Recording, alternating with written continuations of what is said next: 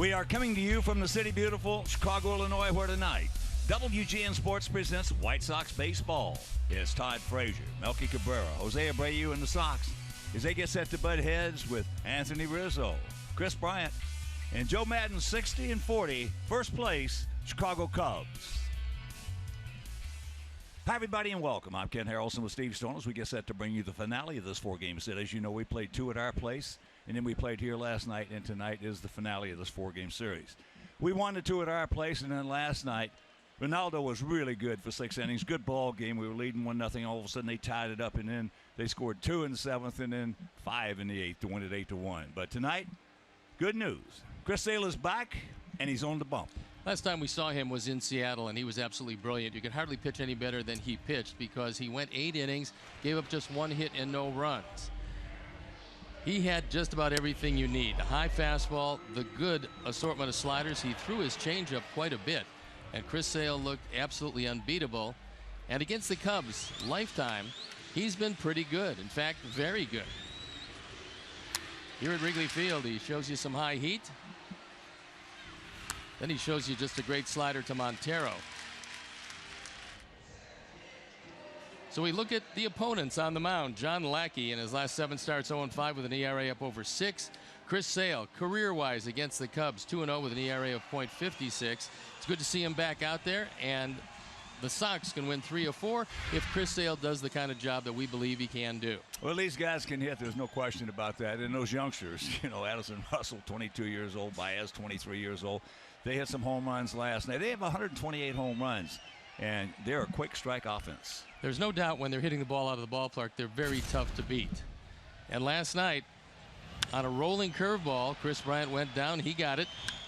And then this, the big blow, the 2-run homer by Javier Baez, another rolling curveball, and then a grand slam off the bat of Addison Russell against Jacob Turner. That just about did it. It was a runaway last night for the Cubs, but hopefully better things tonight. And the youngsters of the Cubs, awfully good. There you see the lineups for tonight, what the 3 big boys from last night did. But the White Sox lineup has hit 69 home runs this year. The Cubs lineup, the ones they're starting tonight, have hit 102. So this is not a difficult park to hit a home run. It is very humid here tonight. It's very warm. That means it's going to be a lively park. It means Chris Sale's going to have to throw ground balls. All right, he is back, and our guys are back as well. We're 57 and 50 all time against the Cubs. So sit back, relax, and strap it down. White Sox baseball coming your way.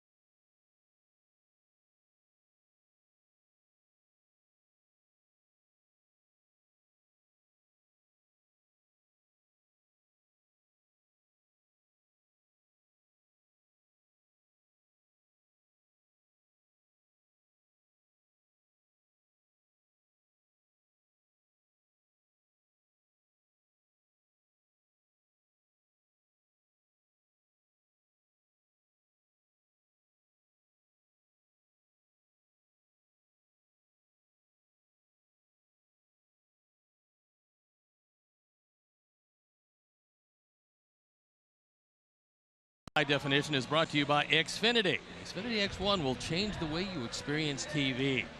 So there's a lot of rain before the game, but it has cleared out, and that means there will be baseball. And let's take a look at how Robin is going to line them up. Adam Eaton leading it off with Tim Anderson in the 2 spot. Then it's Melky Cabrera, Jose Abreu, Todd Frazier, who's second in the American League with 29 home runs, J.B. Shuck, Deandre Navarro, Carlos Sanchez getting a start, and Chris Sale on the hill. Joe Maddon's defense is Caesar, Fowler, and Zobrist in the outfield, with Bryant, Russell, Baez, and Rizzo in the infield. Wilson Contreras gets a nod behind the plate tonight, and John Lackey on the hill. Lackey's struggling recently, but a pretty good pitcher with a lot of postseason experience. 7-7, ERA 3.79. He's on for his 21st start last year, 13-10 with St. Louis, but a fine ERA of 2.77. So we're ready to play baseball. I'm ready to turn it over to my play-by-play partner, Ken Harrelson. All right, Steve, thank you very much. As you take a look at the umpires, home plate, Jerry Lean. He's the crew chief. And the first pitch of the ball game is taken for a strike. Yeah, make no mistake about it. Lackey is a good guy to have on your staff. He eats the innings up. He goes out there. He doesn't miss any starts. He just absolutely competes with you. Eaton comes in hitting at 275, 7 homers, 36 knocked in. And that pitch downstairs. Lackey throws a combination cutter and slider depending on how he feels on a given night. His fastball, 92-93. He throws mostly 2-seamers, which means he's going to try to run it away from the left-hand hitters.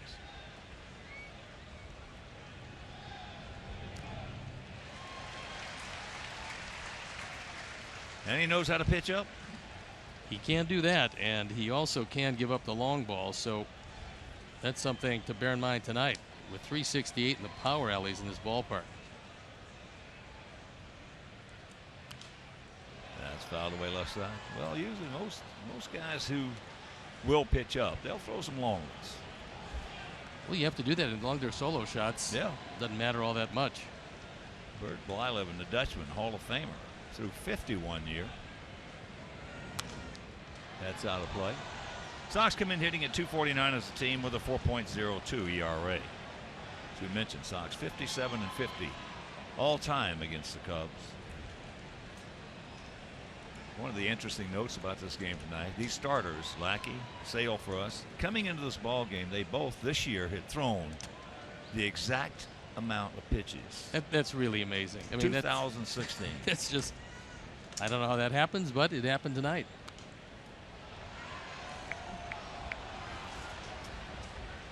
The way Adam Eaton is battling, I would assume that Lackey's going to throw a whole lot of pitches. He can do that. He can have some extended at bats. He's faced Lackey 4 times, has a couple of hits. And that's out number 1. So right now, let's check out our picks to click tonight.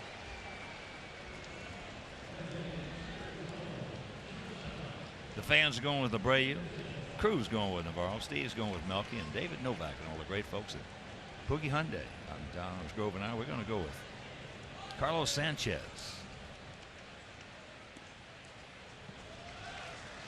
Tim takes first pitch strike.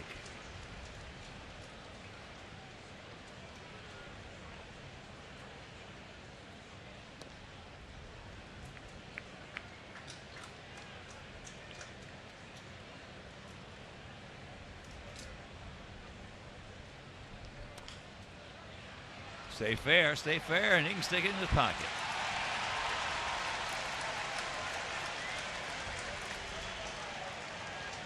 Little Kansas City special there.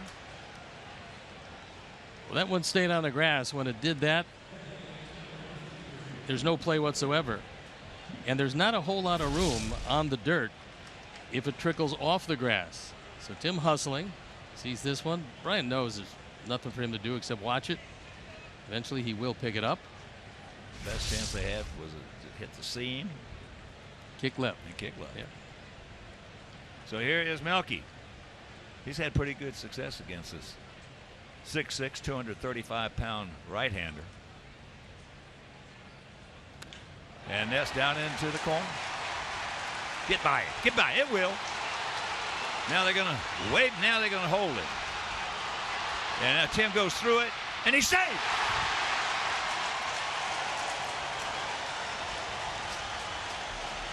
I think Tim Anderson scores really easily if they keep on running with him. After he held up, I thought he was going to stay, but then when the relay throw was made, Baez caught it. Tim Anderson kept on going and beat the play at the plate. So Melky with a two-base hit. That's a rolling breaking ball in the middle of the plate. And then it gets adventuresome.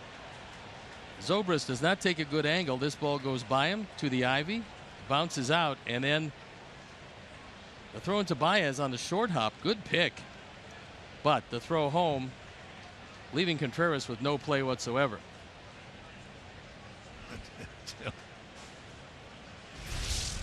And here's Abreu. First pitch strike. Jose at 276, 11 homers, 56 knocked in. Melky now 12 for 37. Lifetime off Lackey. Picks up his 22nd double.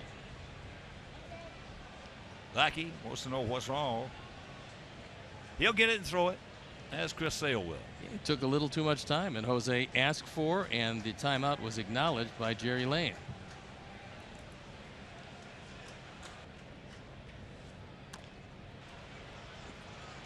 Bobble took his eye off of it. He was going to look back at second base. Meanwhile, 2 down.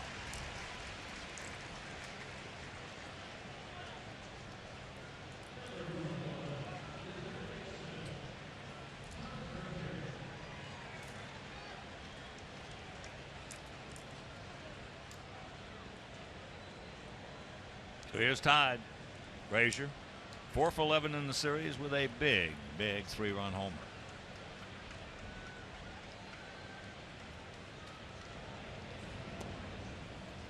Takes first pitch strike. He has faced Lackey 20 times. He's had a tough go of it. 3 for 20, but one of them left the park. Lackey will drop down sidearm quite a bit.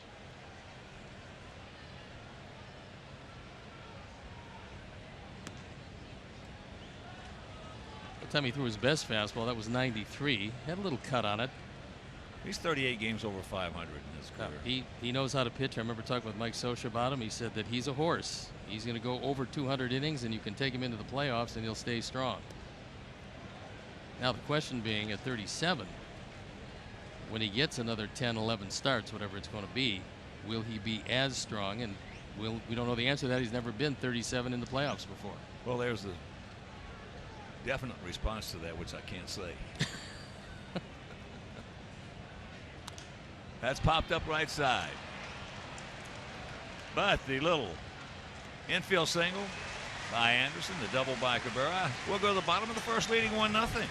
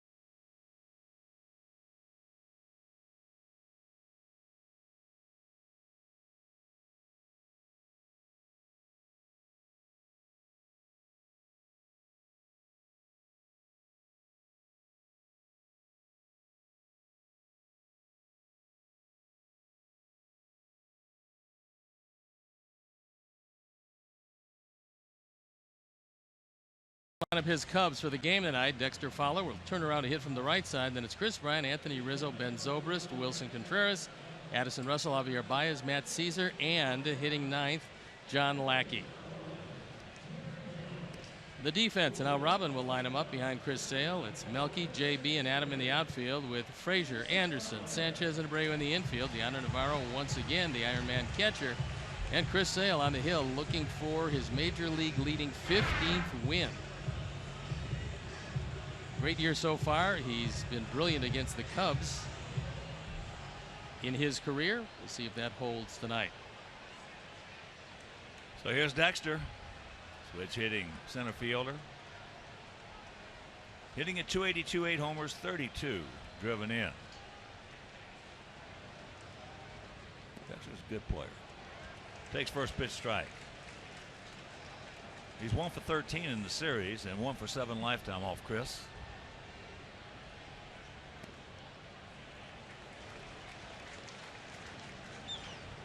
Throwing him 2 fastballs, 1 at 90, 1 at 92. He's got another 5 miles an hour in his pocket if he so chooses. Well, Steve, you were talking about it before the game. He should be, you know, in one respect, missing that start, having 5 days off, could have really helped him, especially this being July 28th. He's only thrown 20 innings in July. So hopefully he will be strong. That time he tried the backdoor slider and didn't get the call.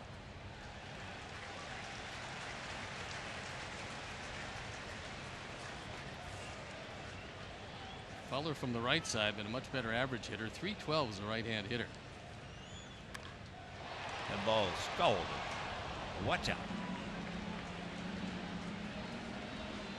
Chris got that one low and in, and Fowler made the most of it by crushing it, but well foul.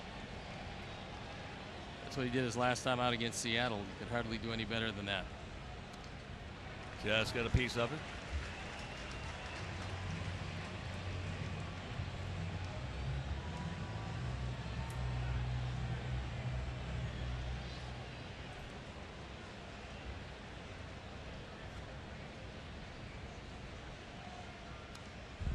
And another just getting a piece of it.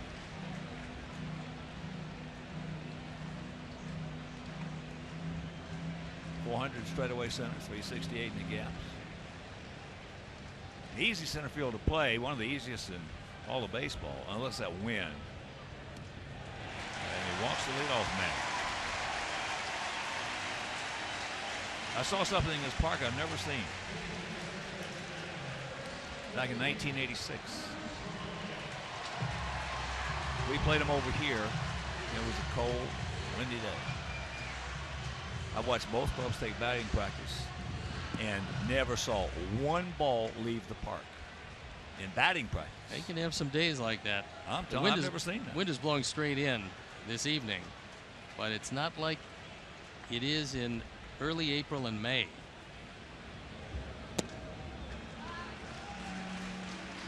Chris Bryant, 3 for 12 with a homer in the series. Got a get-me-over breaking ball last night.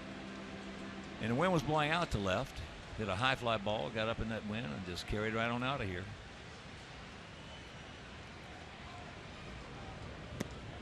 Change. Yeah, that's the only time I've ever watched batting practice with both teams, and nobody ever hit a ball out of the ballpark.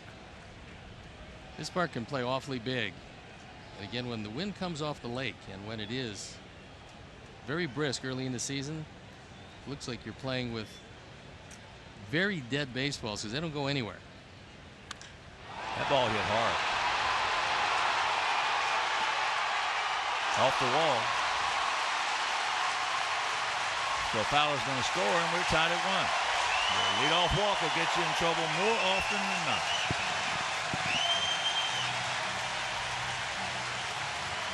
That was a cookie he got right there.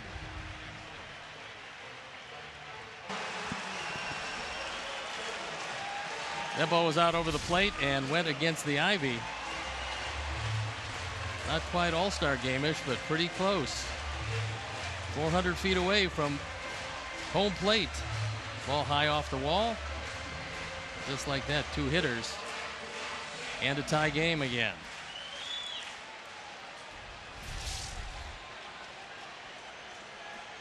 That'll bring up Rizzo. Hitting at 287, 24 long ones, 76 knocked in.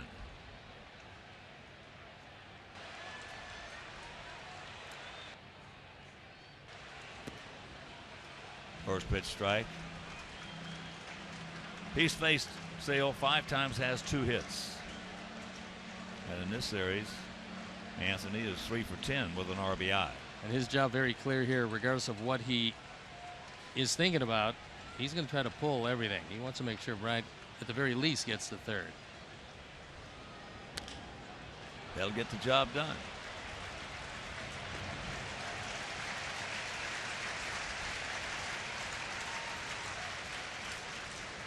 And this is one of the reasons that you got Bryant hitting second, Vizzo hitting third, and this guy here hitting cleanup.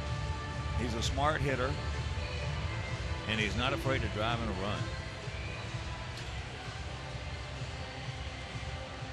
Ben Zobrist from both sides of the plate is very dangerous. One of the reasons why they brought him in as a free agent on a long-term deal. We've seen him all over. Tonight we see him in right field. But Joe Maddon still likes to hit him fourth. Well, he's not your prototypical fourth place hitter. Except he wants, and it's obvious what Joe is doing here. He wants Bryant and Rizzo to get another at-bat in each and every game. That's the reason he's hitting them second and third. And you know how I've felt about that.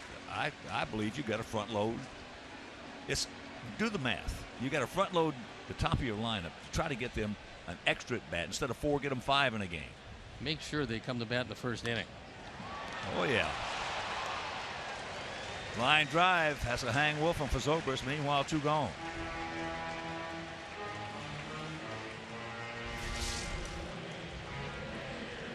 Hits it hard, but no chance at all as Bryant came down the line and had to retreat. So here's Contreras. Wilson, W-I-L-L-S-O-N. Wilson Contreras, just 24 years old, and they tell us he is really talented with an unbelievable arm.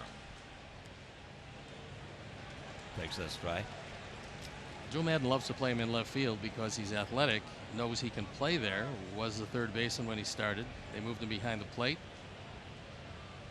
And he's got to smooth out his catching, but the arm is certainly strong enough. You know, but getting back to front loading your lineup, after the first time around, everything sort of like evens out anyway.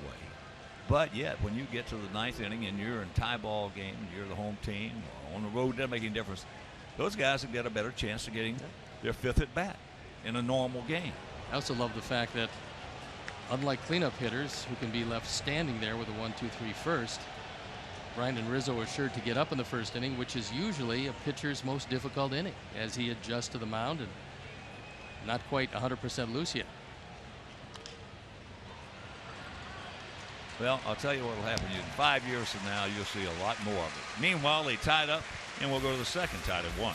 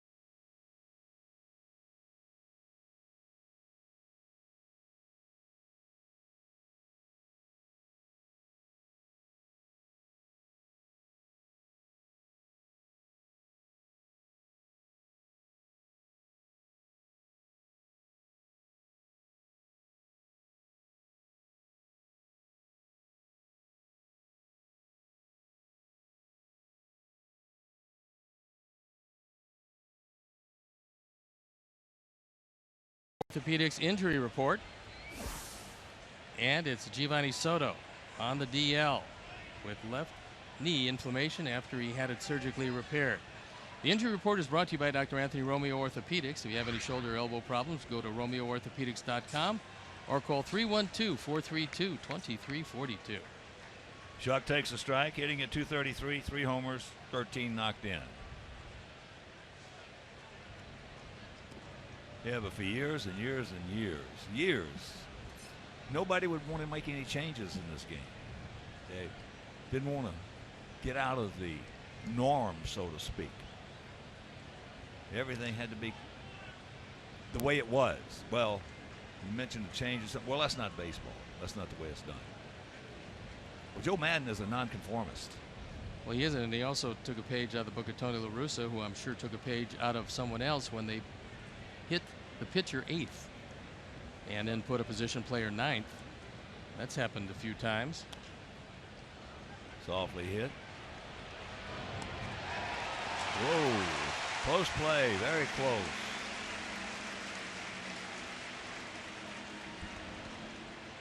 But 1 out. We'll watch it at first again.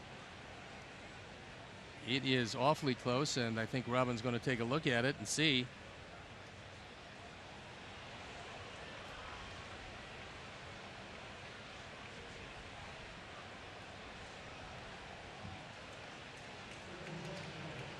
Got him just. He got him. He was up in the air, and the ball stuck in a glove. Just got him.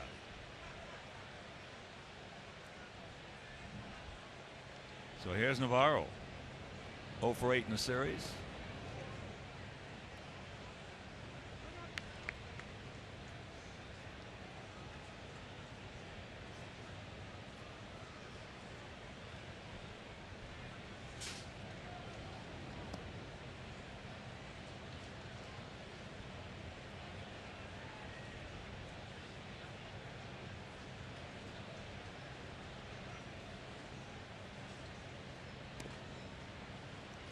Well, when you got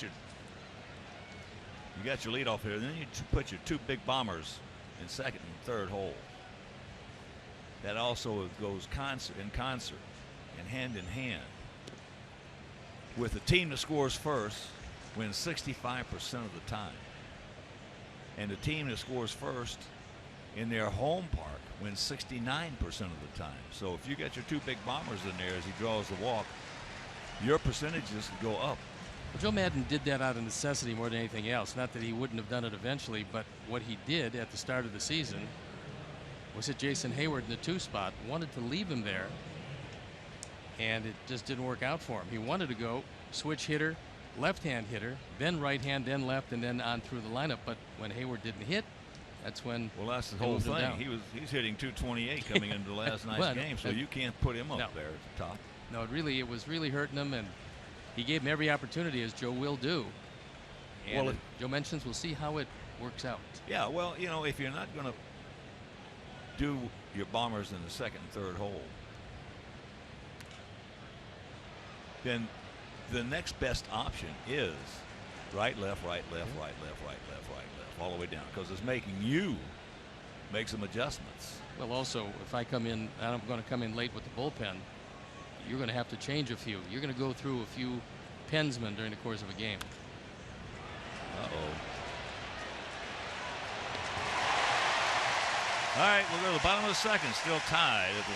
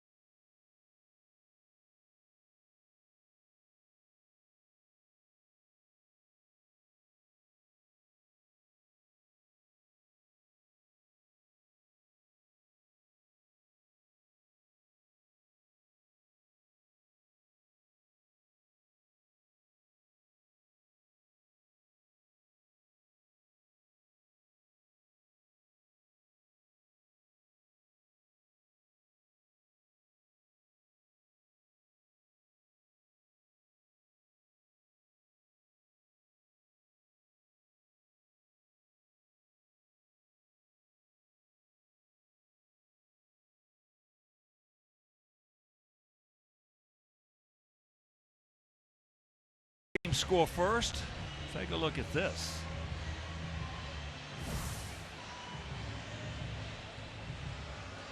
It's pretty impressive with the Cubs at 41-10. Fortunately, they did not score first tonight. The Orioles, the Indians, the Royals, and the Tigers all making that first run hold up. Do the math. That's it.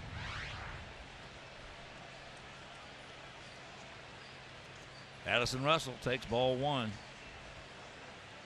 Hitting at .248, 12 homers, 60 knocked in.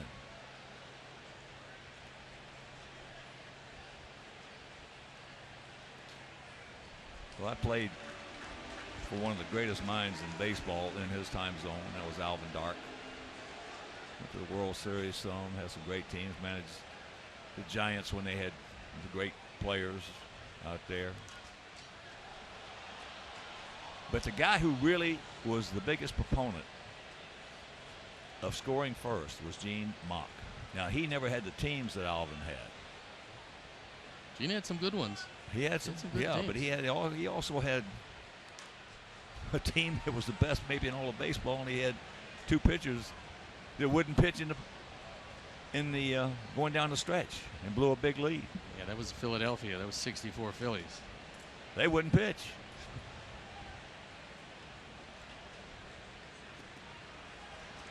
And it actually, in a way, became some of the laughingstock of baseball in a negative way.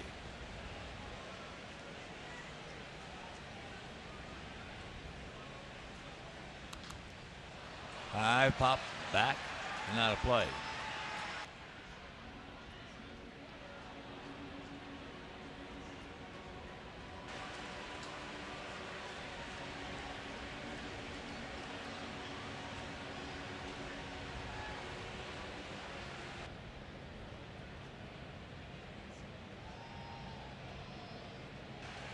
Payoff pitch.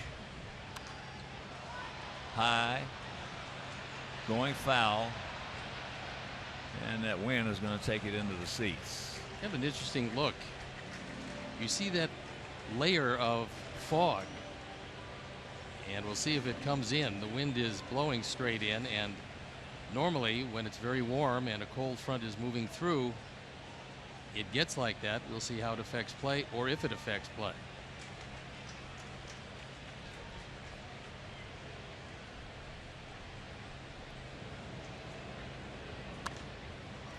That's popped up. Stay in here. Yonner looking for a little help, and he's going to get it from Abreu.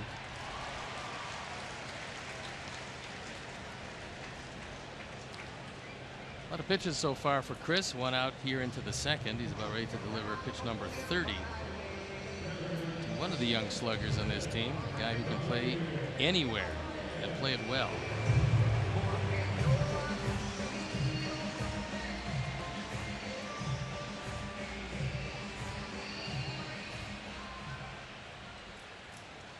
Four for 12, couple of homers, 4 RBIs in the series. Takes first pitch strike. He's not a particularly big man, but you were talking about him clearing his hip on his swing to generate the kind of power he does. Is it as good as just about any young hitter in the league? Oh yeah. That's why he can hit it so far. I'm not saying he couldn't without doing it, but when you can clear your hips, that's another thing that the great Ted Williams always said. Don't get your hips, don't get stuck. It's like a golf swing. Don't get stuck coming down. You got to get those hips out of the way. Same thing in baseball. You got to get those hips out of the way. Is it easier when your stance isn't closed? Because he has almost actually, a straightaway stance. Where your feet are, it's the back foot that determines everything and where you are. There's a ball hit by Abreu. That ball was a good 6 inches up and out of the strike zone. Baez went up and got it and took it into right field. Take a look where this pitch is. See, even right there on that pitch, boy, he has got some great hips. Whew. Looks to me like the top hand isn't too bad either. No, I was getting ready to say in the shoulders. He was able to get around on that and stay on top of a face-high Chris Sale fastball. You know, I'm still trying to get how they get Caesar out of this. SZCZUR. Matt Caesar.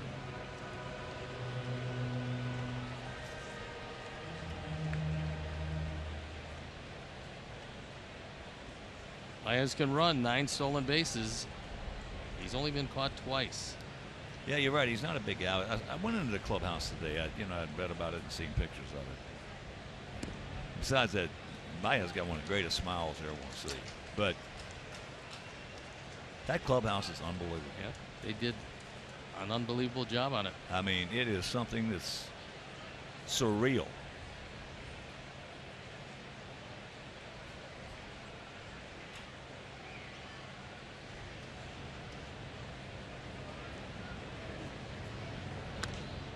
It's out of play right side.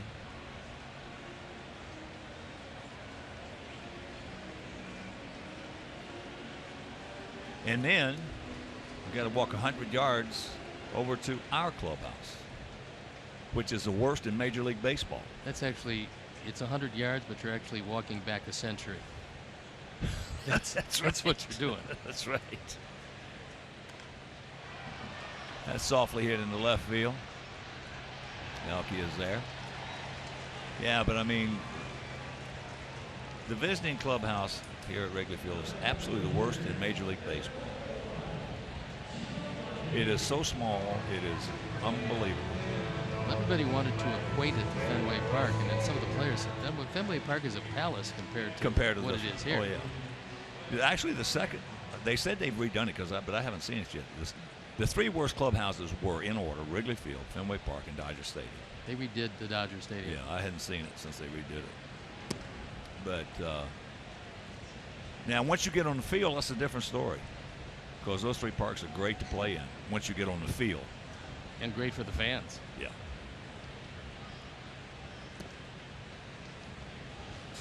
Lackey.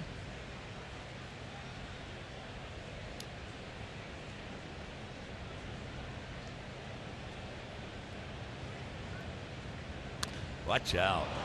Woo. He smoked it. Good play by Chris. Now they'll have a little communication there. Meanwhile, tied at 1.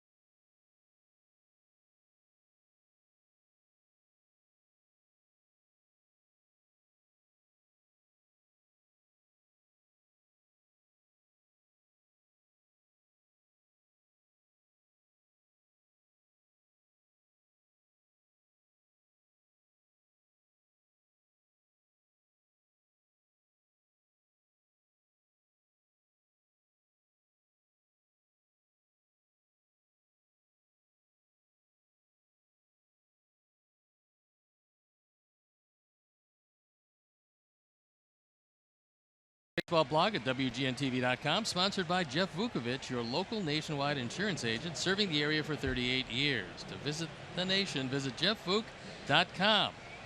Nationwide is on your side.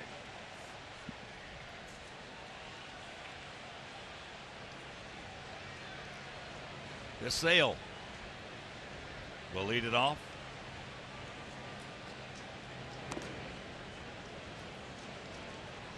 I think now he's in good shape because he knows he's going to get a fastball. It's almost definite.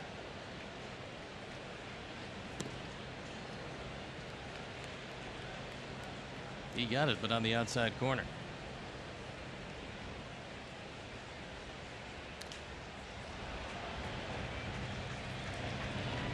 And that is out number 1. The White Sox welcome all University of Illinois alumni, students, and fans to the ballpark on Friday, August 5th. You can purchase tickets using the Illinois code and receive a specially priced game ticket, a voucher for a White Sox Illini hat, and the opportunity to watch White Sox take batting practice. To purchase, visit whitesox.com/Illini. Adam Eaton struck out leading off the ball game. Yeah, Len Casper would be a very fine play-by-play guy for the Cubs. He works along with analyst Jim DeShays. Was telling us for the game that he's never seen a more aggressive pitcher than John Lackey. No, and he's been like that since he came in the league. But he said he's not worried at all about home runs. If he gives up one, he just comes right back at the next hitter. So it's going to be a 93-mile-an-hour fastball right down the middle. But one of the things that Lackey has experienced this year, when he's gotten into some trouble, maybe a bad play behind him, occasionally he gets mad, and that works to his detriment. Well, you know, when you see a guy like that, it's either one of two things. He's either an idiot or he's so competitive like Lackey is. Yeah, and that Lackey is not an idiot. No, he's a smart pitcher. Very, very competitive. Yeah, and he's like, we got two of the best competitors on the bump tonight that you got in Major League Baseball. Adam going back to get a new bat, making sure he's still got the grip on it as that one shattered. I've seen some pitchers who, when some errors were made, that they showed the guy up. Well, I want to tell you something. Some of the clubs I played on, they only did it once.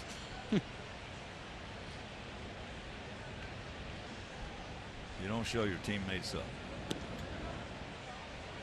That's off the plate. I tell you, he used to really, really get mad with the wives. They would really get hot when their husband was pitching. I was playing first base one day in Kansas City. I'm not going to mention his wife's name. She's a great girl. And a good friend of mine, but I made a big error on a perfect double play ball. And I was at first base, and I heard her screaming at me.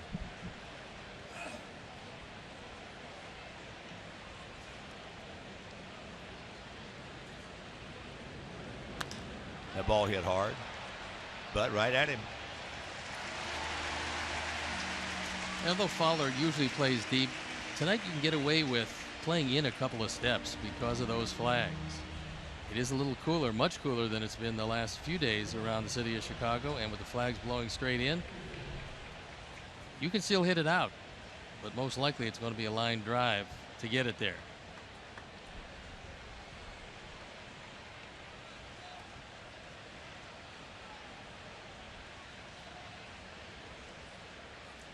Tim had that little swinging bunt down the third baseline that came around to score on Cabrera's double. Just tuning in, both runs very similar in that respect. That ball hit hard. Ball just jumped off his bat. Meanwhile, they got a man there, and a couple of rockets. Meanwhile, still tied at 1.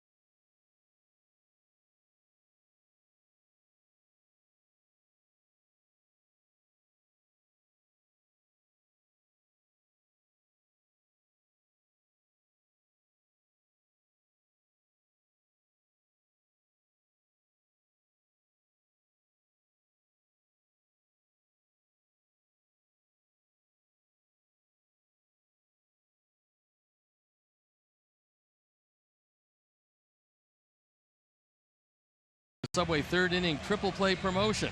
Text Subway 3 to 97999 right now, and the 300th texter will win a $30 gift card to Subway restaurants in the Chicagoland area. Subway, fresh is what we do.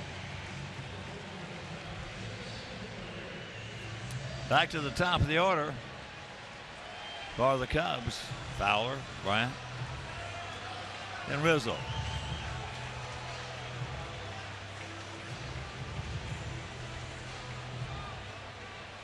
Dexter saw a lot of pitches leading off the bottom of the first before walking.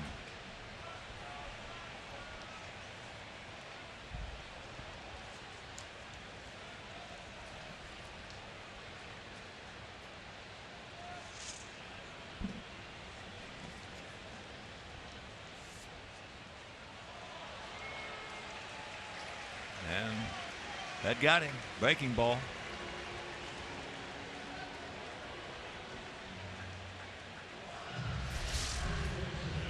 Sweeping breaking ball down and in. And Fowler as it hit him in the back foot. Right on top of the crown of the foot, the arch. He walked and scored in the first inning. He's on again. And one of the reasons why Joe Maddon really loves to have him back from the disabled list is that he keys a very potent offense, and they suffered when he was out of the lineup. So here is Chris Bryant. Got a cookie. Change up. Out over the plate and hit it off the center field fence.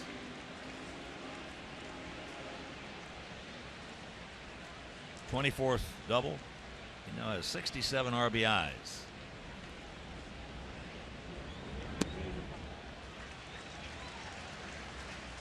And he's got the catbird seat. 2-0.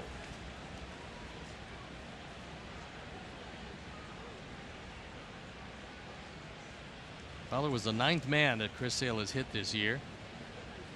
I would say the overwhelming majority on one of those assorted sliders. Pretty good pitch, didn't get it. 3-0. Tries a backdoor slider. Yeah, I thought it was a strike. We didn't. Trouble of brewing right here in the bottom of the third. Hit by a pitch, the walk, 2 on, and that'll bring up Rizzo.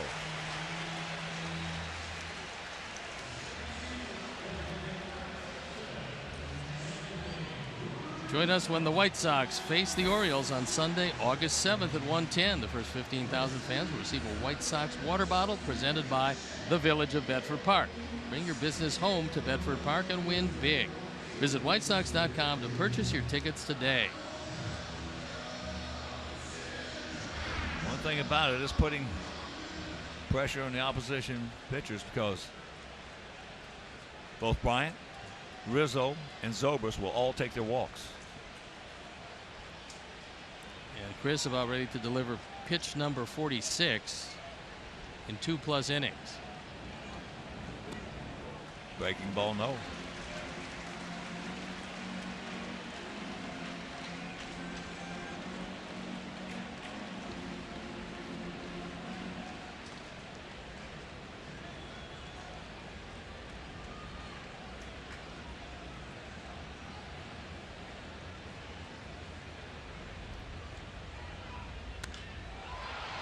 That's into center field. He broke back. Now coming on. Now Melky, watch out. That ball was slicing over toward Melky, and I think he read it off the bat from the beginning. So rather than have JB try to catch up on a full sprint, Melky just coasted over and made the play. Watch JB. He broke back on the ball. Then tried to come on. Melky called him off. Good job by Cabrera. Yep. You got to have communication, even though JB's calling for it.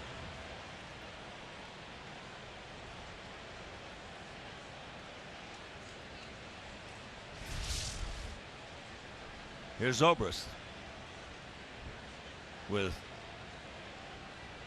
Bryant on third base and 1 out. He hit a rocket right to Tim Anderson at short. Zobrist leads the team by a wide margin and grounding into double plays.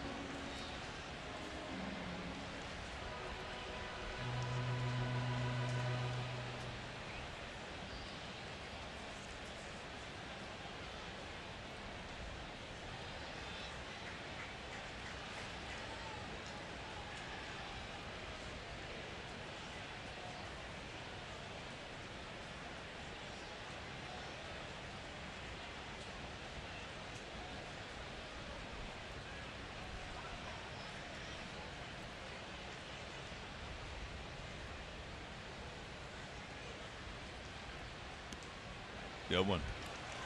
Zobrist, 35-year-old veteran. That last pitch was the first backdoor breaking ball that Chris Sale has gotten called for a strike, and now having broken the ice, maybe there'll be a few more out there. As you see, it had the corner. It was a good call by Jerry Lane.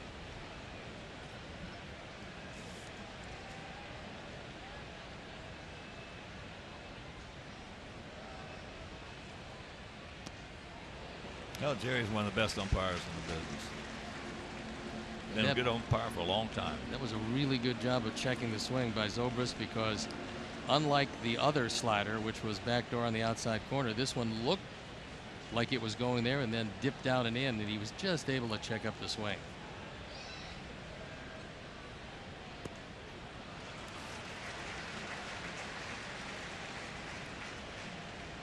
Two and two.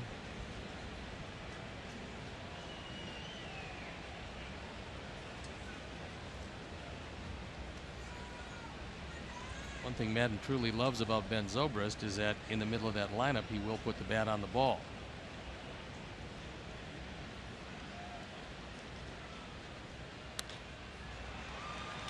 That is foul and into the seats. Well, the few ballparks in the world that this will happen to you, but you have to be aware of it. You're playing a corner outfield position, or normally a shortstop, is that you've got the bullpen mounds basically just off the field of play. So when you're coming over there trying to make a catch, you're going to have to go up the 10 inches and then down. And sometimes, if you're not paying attention, you're going to lose your balance. That is a tough part of this ballpark.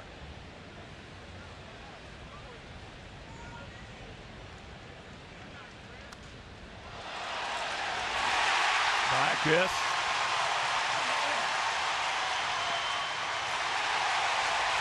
And it's a 2-1 Cub lead. So the hit by pitch scores. The walk is on third base. I told you about Zobrist shortening his swing with 2 strikes and putting the bat on the ball, and that's exactly what he did. He took it right back up the middle. It's another slider. This one stayed up a little higher than Chris would have liked it, and he drives in his 51st. You see a relatively short, quick swing. It's going to bring Don Cooper out. So Carlos Sanchez can't get to it,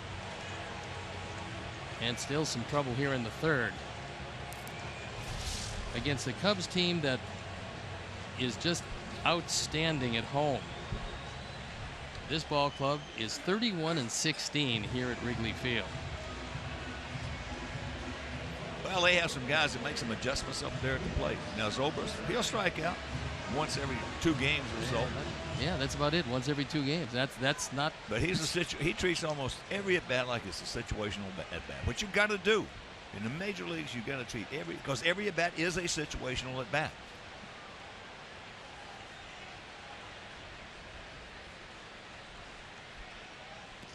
I've got to believe, Hawk, that for Zobrist, this started early in his career because he was not a superstar talent. He was a good, solid player.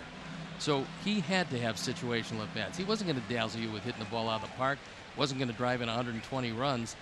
He's a complimentary player that's grown into something a whole lot more than that as he's moved along through his career. Yes, he has. He has become, he's the poster child for a veteran player who can really help a contending team. I think he knows he's got great baseball acumen. He knows what to do. He makes adjustments. And just gotten better and better. Last year, Kansas City recognized that, traded for him, played in 59 games for him, hit .284, and won the World Series with them. But Joe Madden really relies a lot on him because he knows he's an insurance policy for Madden. He can play him anywhere on the diamond. He can hit him anywhere in that lineup. And he knows that he's probably going to do a pretty good job anywhere and else with the plate. No, I think these guys are invaluable. Oh, they got to be with the bullpen situation the way it is today when everybody carrying 12 guys on that pen. You know, he had some years with Tampa Bay where he was a good player. He played a lot, but he hit .238 in 2010. And 269, 270, 275, so things were getting a little better for him. Still not what you would consider a star. Now you'd have to pretty much consider him a star. On this club, he is. Yes, sir.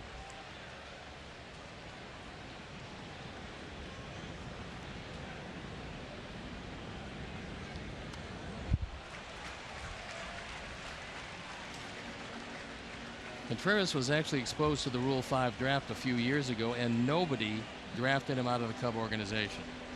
Every team had a shot. So at that point, he wasn't doing very much and hadn't figured it out yet. So all of a sudden, last year, he started to figure it out.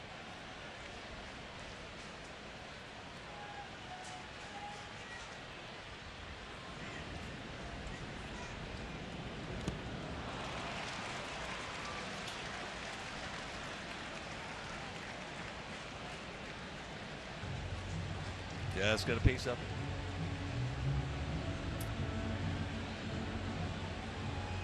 Yeah. Every at bat is a situation with bat, whether it be a man on second, nobody out. That's certainly usually the most talked about situational scenario. But when you go to the plate and there's 2 out, nobody on, that is a situational bat where you change your thinking.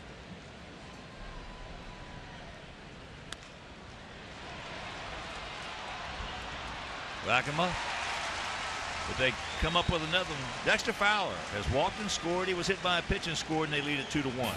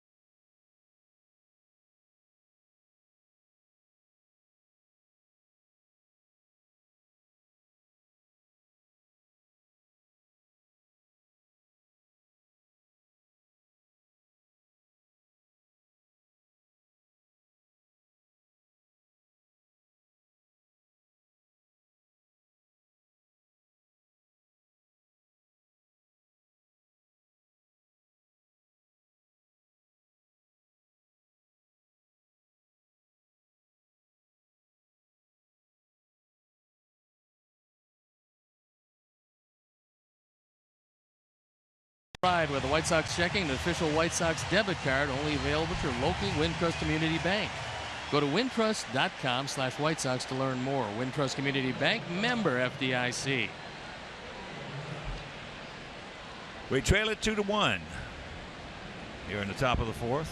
We had a big roar from the crowd as they put a picture of Scottie Pippen up on the scoreboard. Chicago's all-time favorites, and why not? You know, we were talking about Chris Sale.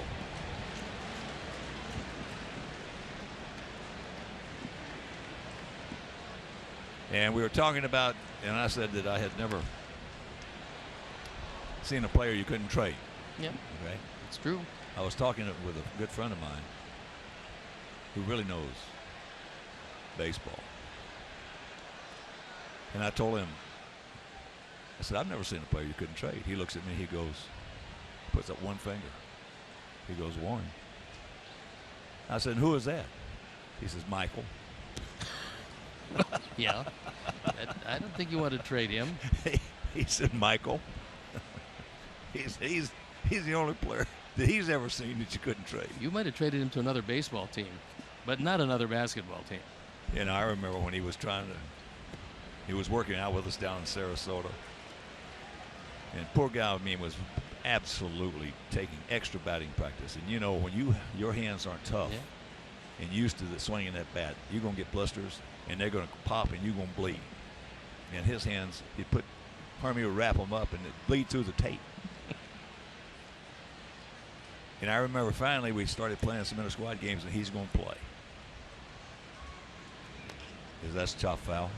His first at bat in an inter-squad game against live major league pitching, James Baldwin was pitching in Sarasota. We had the Deacon, Warren Newsom, playing left field. He comes up and he hit a rocket into left center field that Warren, the Deacon, who was a pretty good hitter but not real good with the leather, races over, and then maybe, as he strikes out Melky, maybe makes the greatest catch he ever made in his career to rob Michael of a double, his first at bat. I saw him double down the line here. Yeah. In that Intercity Classic at the time, right down the left field line. I love Michael. He's just, you know what he is? He's just a big kid. He just wants to compete. That's all he wants to do. He wants to compete and beat you. Be a pretty nice adjustment if some doctor could figure out how to transplant that type of aggressiveness, that type of desire and will to win from Michael to anybody else, or teach people how to acquire that, because I think with Michael it was innate, but I think there's other people who naturally don't have it, and someone's got to show them how to be able to get that, which is of course easier said than done, but probably doable. If you find that guy, he's going to make more money than he could ever spend. And there's a good pitch by Lackey, ate him up on the fist. A little soft two-hopper. So Abreu now 0 for 2. I asked Michael one day, we were playing golf. I said, Michael, what is it? We were playing golf and we're talking about Big Hurt. But Big Hurt was struggling at the time. I said, how is it that you get in the game, you're 5 points down, there's 27 seconds to go, and you want the ball? He said, well, what I do is I try to get into my routine. I try to get into my routine. If I get into my routine, I know where everybody on the court is. The two guys who were most aware of where everybody on the court was, Michael Jordan and Larry Bird, to me. They knew where everybody on the court was. And he said, if I can get in my routine, he said, and I know if I get in my routine, know where everybody is, I'm gonna make that three-pointer. Well, those kind of guys in our game are the guys that want to hit with 2 outs in the 9th inning when they represent the tying run, the winning run, whatever it is. They want the at-bat. They don't want anybody else to take that at-bat. You don't see it all that often, but when you see it, you've got yourself something special. Well, there's 2 outs right here, but when we come back after this inning's over, hopefully it won't be over for a while, but 1-2 the count on Todd, who popped up to first.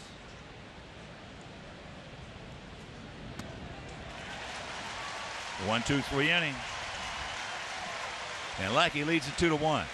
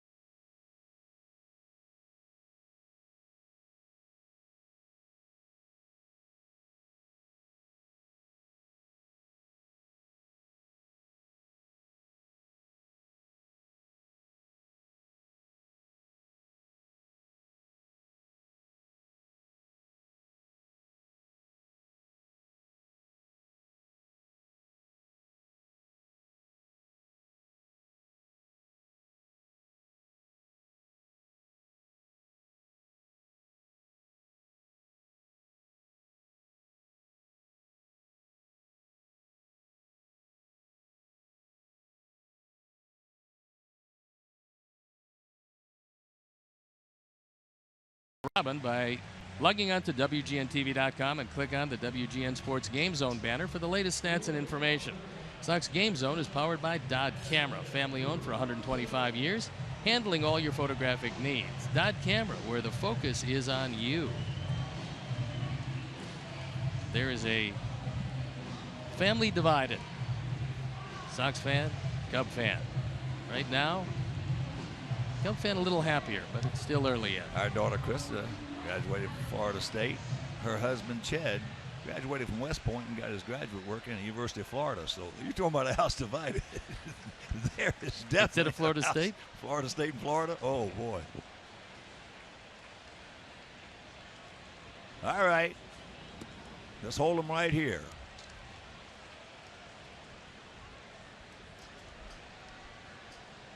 Addison Russell fouled out to Abreu. Out in front of the plate, playable. 1 out. But you know, getting back to what makes those guys like Michael and who want that ball 5 points down with 27 seconds to go in a game. First of all, they're not a whole bunch around. No. Like that. A lot of guys don't want to even come close to that basketball when that's the situation. A lot of guys don't even come close to a bat in their hands in the bottom of the ninth when man on second, 2 out, and you're down a run. They don't even want to come close to that at bat. Pitchers, 9th inning. You mean where you go and you got to get 3 outs? Tell your manager you go to the pen? Yeah. That's what that guy's paid for? They don't want you. Those last 3 outs, they don't want anything to do with. Well, these days you just don't see them too often. I think athletes, that's a big part of what you and I call figuring it out. Yeah. I talked with a lot of guys who are very, very close to those Bulls teams Michael was on, and in the early stages of Michael, 2 guys wanted the shot at the end. Michael and John Paxson. Yeah. And later, 2 guys wanted the shot at the end. Michael and Steve Kerr. Those were the 2 guys that would want the ball, take the shot, and didn't think twice about it. They missed, doesn't matter. They wanted to take the shot. Well, 6 world championships. Yeah.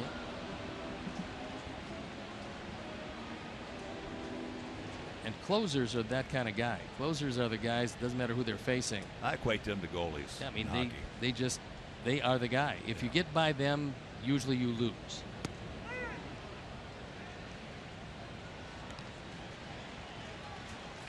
Good high fastball in the zone, and Baez thought it was up or thought it was in. The same result. He took it for strike 3, and the oddity of that is first strikeout of the night, and usually it doesn't take till the 4th inning to get it. So here is Caesar. Nat went out to left field. But those guys that figure it out have found something to take the pressure off, because pressure is the biggest killer of performance. And they found their own method, own way of taking that pressure off.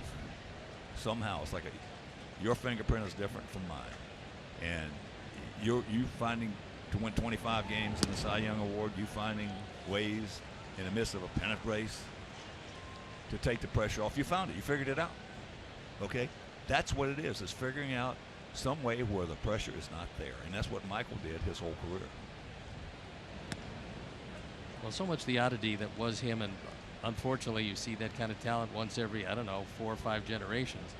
But when you see a team that as a team starts to get that feeling. That ball lined hard. Melky right at him. Yes, that's a hang with him for Caesar. Meanwhile, Chris needed that a 1-2-3 inning.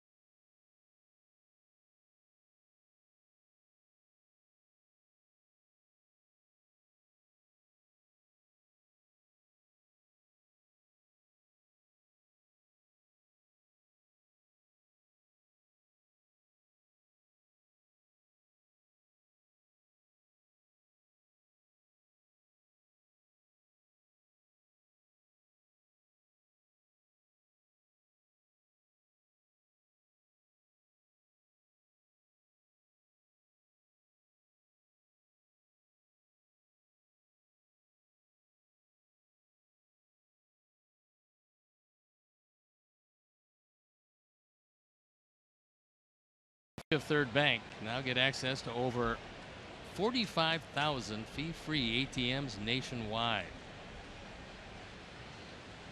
You know, I know one of the guys you really like is Chris Bosio. You like him because he's got a whole lot what Don Cooper has in him as far as helping pitchers consistently get better. One story about Chris Bosio that kind of illustrates the effect that he has, and I won't mention the guy who came over, but they got a guy from another organization to come to the Cubs. And Chris Bosio told him to be ready to go at 3:15 for a side session because Chris was stacked up and he had a busy schedule. And 3:25 came around and the guy just came out. And Chris Bosio looked at him. He said, "Look, doesn't matter to me where you came from. Doesn't matter to me where you're going. But if you're going to stay in this organization, you're going to show up when I tell you to show up and be ready to go." And I think that attitude is something that has turned around some in the Cub organization the last few years. Certainly. And Bosio's one of the big factors, as is Dave Martinez. He's another one of those guys. Dave Martinez and Chris Bosio, two tough guys. And he'll get right in your face and tell you what doesn't want to know. Dave Martinez went up to an outfielder they had who happened to be playing center field at the time. There was a triple in the gap. I believe it was in right center. And he explained to the guy who didn't hustle quite as much as he should have after the ball. He says, "There are no triples in this ballpark in left and right center. There's one triple. It's down the line and right. Other than that, you hustle to the ball, get it back in, keep it to a double, because you cannot allow triples in the gap here." And I think the guy got the message. There's not enough of that goes around because, and it's not, here's the irony of what you just said. What you just said is true. But the irony is, it's not the player's fault. They have been allowed to get into that state of mind and that mindset to whereas, hey, so I'm 10 minutes late. Hey. I mean, we as guys like you and I, for our generation, has allowed them to get to that point. Well, if you're going to build, and in the case of the Cubs, they had a luxury. I mean, they built from scratch. Theo and Jed Hoyer, Theo Epstein, Jed Hoyer did a great job. But they also had to try to remake certain players that you don't raise through your system. You bring in from other areas. You can't do that unless you get the right staff. That is softly hit.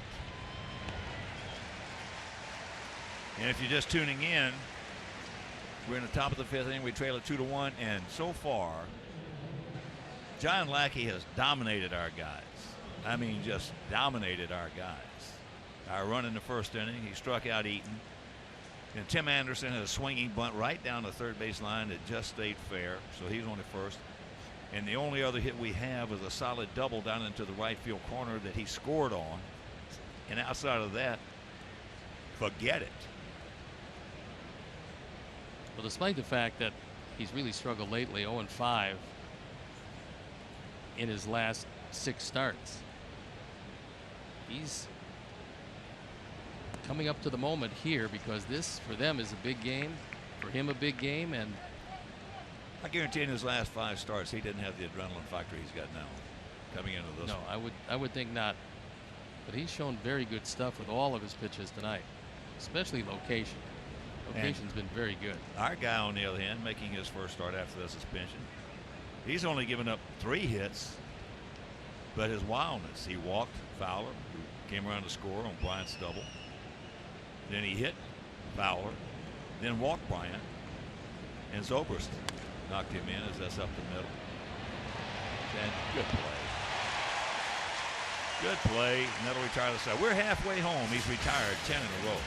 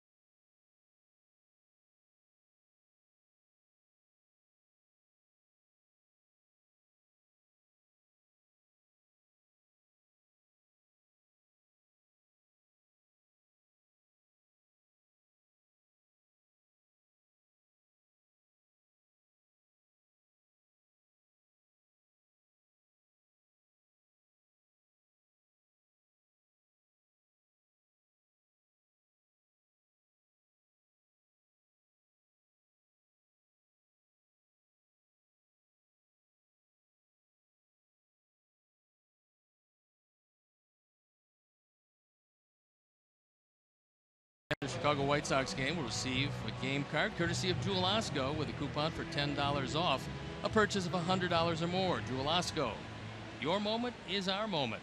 Purchase tickets today at WhiteSox.com or call 866-SOX-GAME. So here's Lackey. Lackey hit a bullet back to Chris. One hopper. Did he field it? The ball hit hard with foul. And the last couple of days, it's been great to see Rick Sutcliffe, Big Red, doing the games. Yeah, he did. ESPN. A couple of games back to back. Was a huge star here with the Cubs. Won the Cy Young Award. Was second in the balloting in 1989, 5 years apart. That's a called third. Rick knows the game, studies it well, and I tell you, he came up with the Dodgers. Didn't want to be traded. They eventually traded him. And then the Cubs made one of their great trades. They traded a pretty good player in Joe Carter along with Mel Hall. They got Rick Sutcliffe from the Indians, where he was 4-5, and all he did was go 16-1 the rest of the way in '84 and help them win it. But the big man could pitch. 6'7", about 240, 250. He could do it. Well, he was out of that Dodger school in that Drysdale. Yeah. Don Drysdale loved him like a son. Yeah. And he used to constantly talk with Rick. In fact, Don was instrumental in Rick getting into broadcasting, because Don was a comprehensive baseball announcer. He knew pitching, he knew hitting, he knew fielding, he knew positioning, and he taught that to Rick. And Rick was one of those guys, you hit one of my guys, I'm going to get two of yours. Well, that's, yeah, he was one of those guys That in was an era where, you know, that happened. It was good to see Rick, especially over at our ballpark. I saw him, he came over and said hello, and he said, boy, is it good to be back here. He said, you know, I was down in the visiting locker room. Gabe Morrell was down there. He said, I love Gabe. He said, he's the best clubhouse guy in baseball. I guess they had a good relationship, so he went down just to say hello to Gabe. But Rick's one of those guys. He'll go around and say hello to people who've been meaningful to him. A good man, and he's been around the game seemingly forever. Was, you know, one of the Dodgers' stars to be, but it didn't work out there. It sure worked out the next place.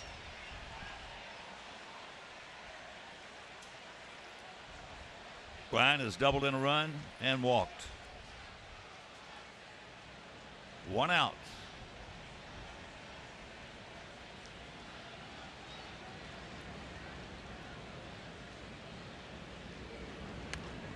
Out and around that breaking ball.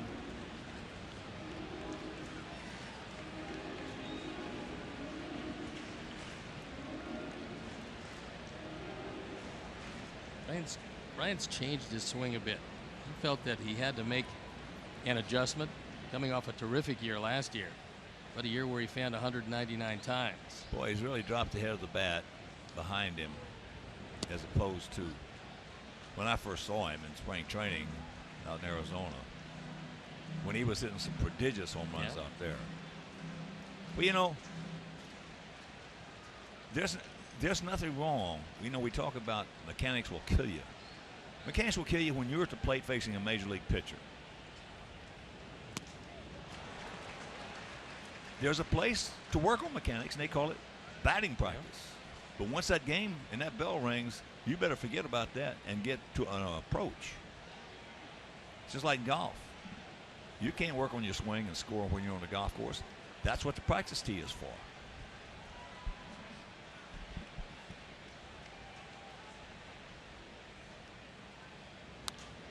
Out of play right side.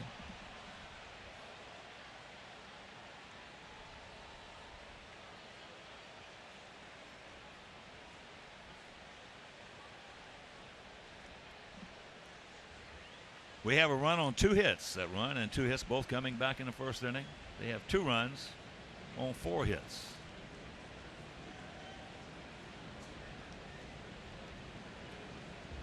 Problem in this one is Chris is not going to go all that deep into the game. He's about ready to deliver his 83rd pitch.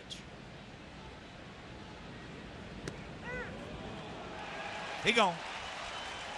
It's one of his better backdoor sliders, and for the first time tonight, he retires Chris Bryant. So he's had 2 looking strikes. That one had most of the outside corner, so Lackey looked at one. Bryant looks at one and leaves it up to Rizzo.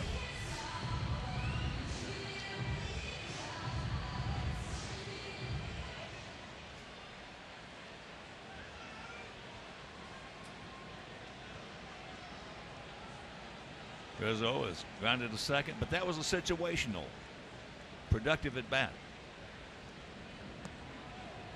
Bryant was at second base with nobody out. He got him over. And Zobrist did his job. He hit the devil out of it, but it was right at our shortstop. Chris has done a nice job in this game at limiting the damage, because he could have easily have given up a big first and a big third inning. Well, that's a competitive spirit in Chris Sale. I love Chris Sale.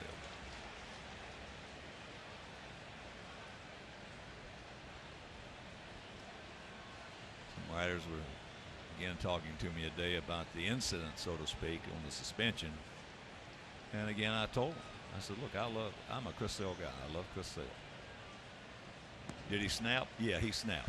But you show me a guy, I said, we all snap, but you show me a guy that don't snap, and I'll show you a guy that takes losing a lot easier. That all that was, Bob Nightingale and Phil Rogers and I were talking about it. All that was a lot of frustration that had come together, and all of a sudden he snapped. For those of you who might not know Bob Nightingale, he's a great writer. He writes for USA Today. He is their premier baseball writer, has a column in that. Try to read him as often as you can, because he's very much wired into the game. And he's a terrific writer. Well, he wrote a good piece about Sale and that frustration today. Chris does not like to lose.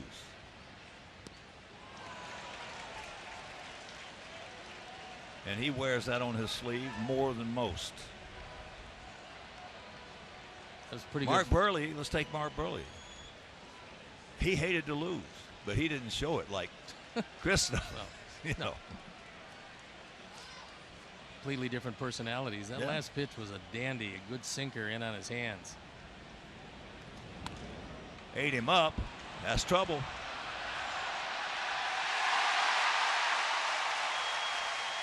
There's a Kansas City special.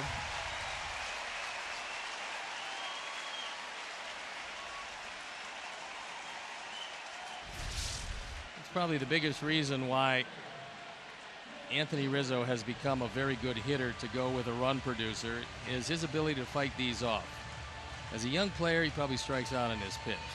As a veteran player now, knocking at the door at 290, he's able to fight it off, keep the inning alive, and turn it over to the man charged with protecting him, Ben Zobrist, who drove in a run in the third.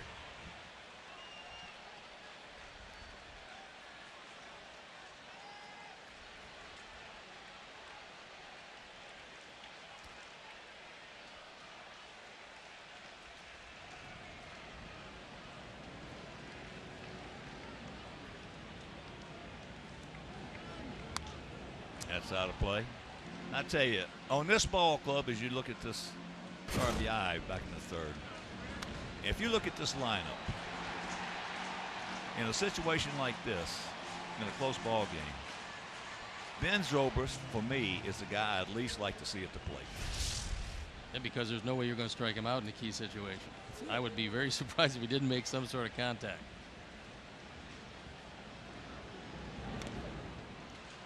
He's got him in the hole. It was a good straight change, and Chris hasn't thrown a whole lot of them, but when he has, it's been effective. What is Zobrist? 1 for 2 tonight. Yeah, line drive. I would say hit the ball hard twice. And just looking at what he is lifetime against Chris, he's pretty good.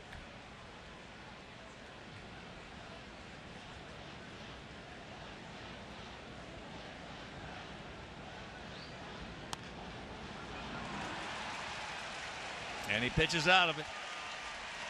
Win of the 6th, still trailing 2-1.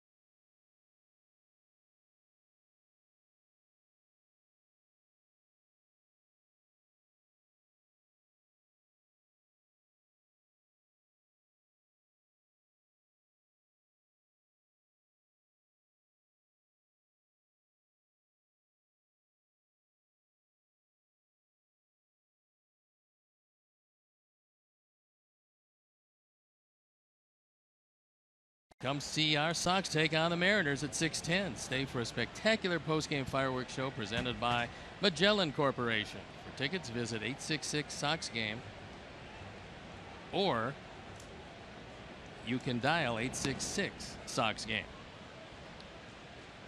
First pitch strike to Chris, who grounded out to second. Up the middle softly. Hits the bag, and it's going to be a base hit. Well, occasionally you got to get a break. And that one got by Lackey. You thought, okay, maybe a bad hop. But didn't have to because it hit the bag, deflected, and Chris Sale with just his second lifetime hit and a great way to kick off the 6th inning. This right back through the middle. And then this. Baez does a nice job of going out. Russell can't stop, as you would expect. He has all his momentum going to his left, and Baez, noticing the carom, gets to it, makes sure that Chris could not head to second. Wasn't in his game plan anyways. He ran the ball out at first. First pitch strike to Adam Eaton, who has struck out and then lined hard to center field. The gap is in right center if he can get out in front of one. Zobrist playing fairly deep in right.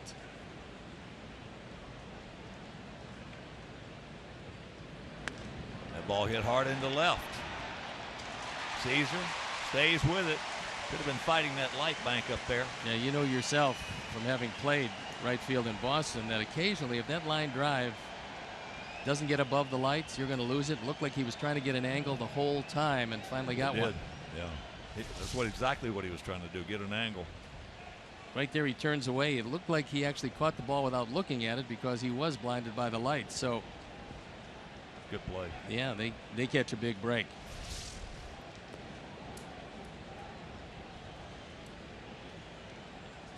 Send along best wishes to a dear friend of mine, one of the great restaurateurs in Scottsdale, Arizona, Don Carson. Good guy. Yeah, a terrific guy. Oh yeah. He's torn tonight though. He's got a lot of friends in both organizations. One of his best buddies is Bob Uecker. Yes, well, absolutely one of his best buddies. Donnie is really a terrific guy.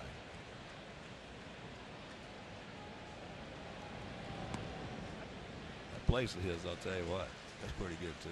Been around for a long time. Yeah, it's hard to get. You better know Don if you want to get in. Don and Charlie's.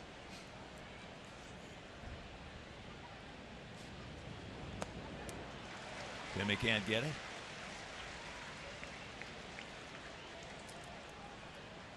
Yeah, my wife Eris, she just absolutely adores that place.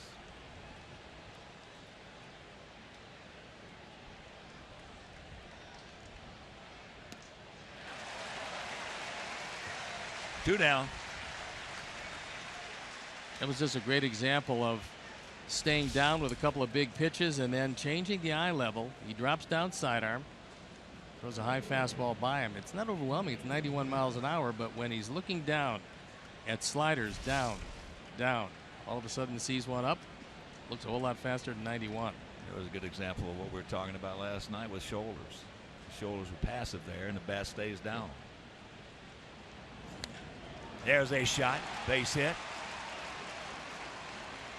So Melky with that RBI double in the first. 2 for 3, and that'll bring up Abreu.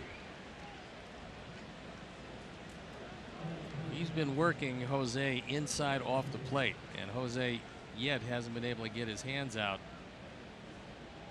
But here the big at bat, the tying run. And you just assume this one go into a gap or down the line somewhere so that Chris Sale doesn't have to try to outrun any of the arms in the outfield.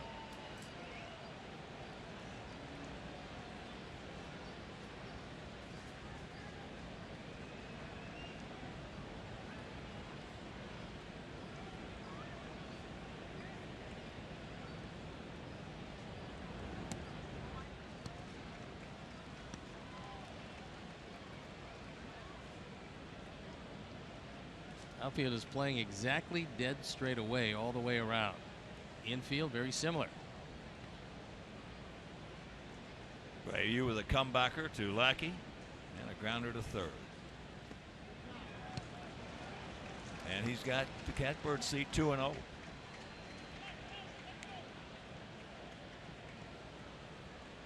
Jose in an article said he's not concerned about the lack of power. Hasn't had a home run in July yet. He said they'll come. He said, I'm feeling much more comfortable these days and getting better at bats. And he could certainly use one right here.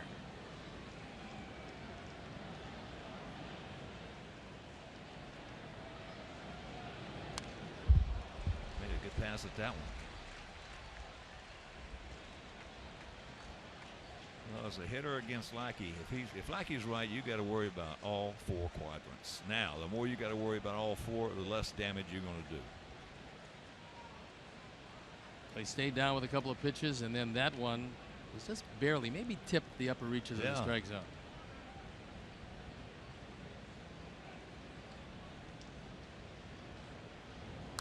Two catchphrases in pitching. Among the catchphrases in pitching. Make them move their feet and make them move their eyes. Well, the last, I would say, last 7 or 8 years, we're seeing more talk about changing eye levels than in many, many years previous to that. Ever. Yeah.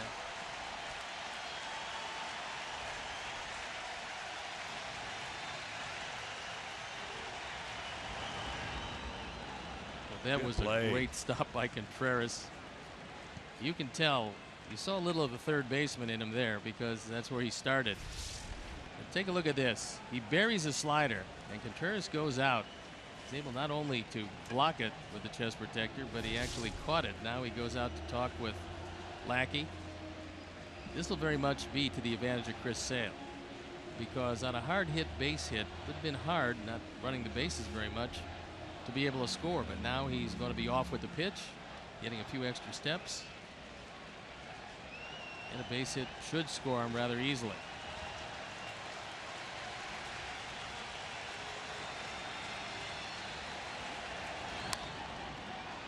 Shanks that one.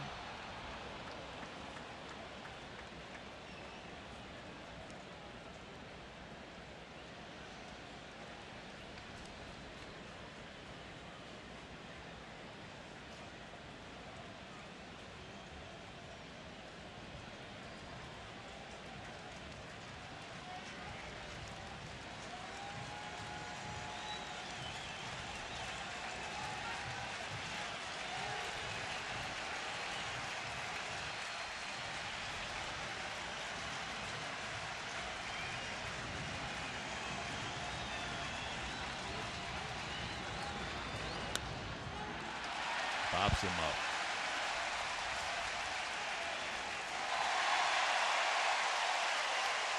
We still trail it 2-1.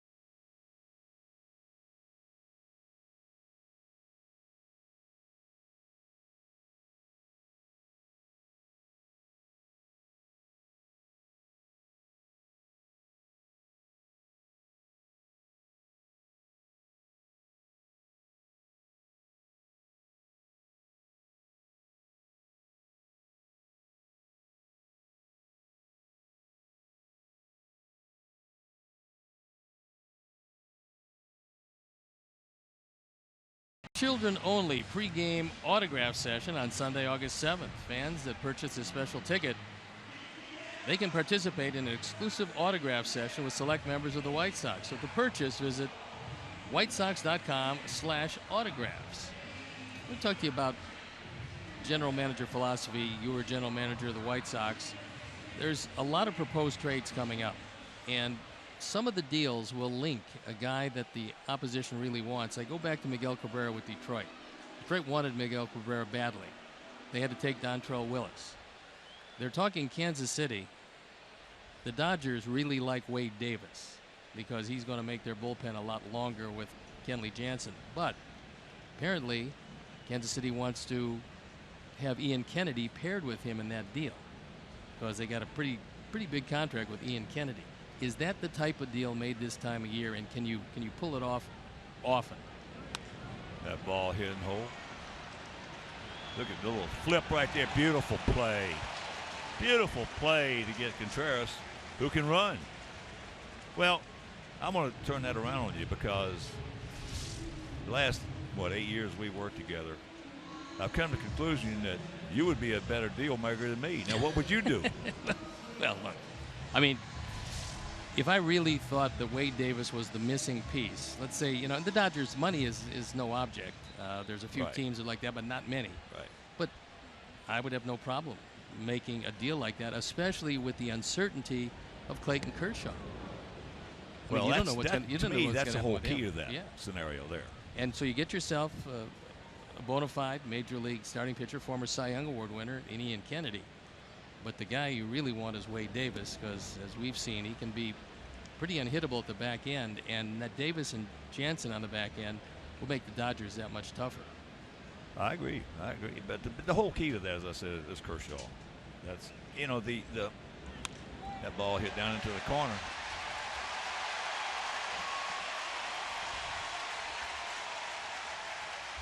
That young man is going to be some kind of hitter. That's his 15th two-bagger.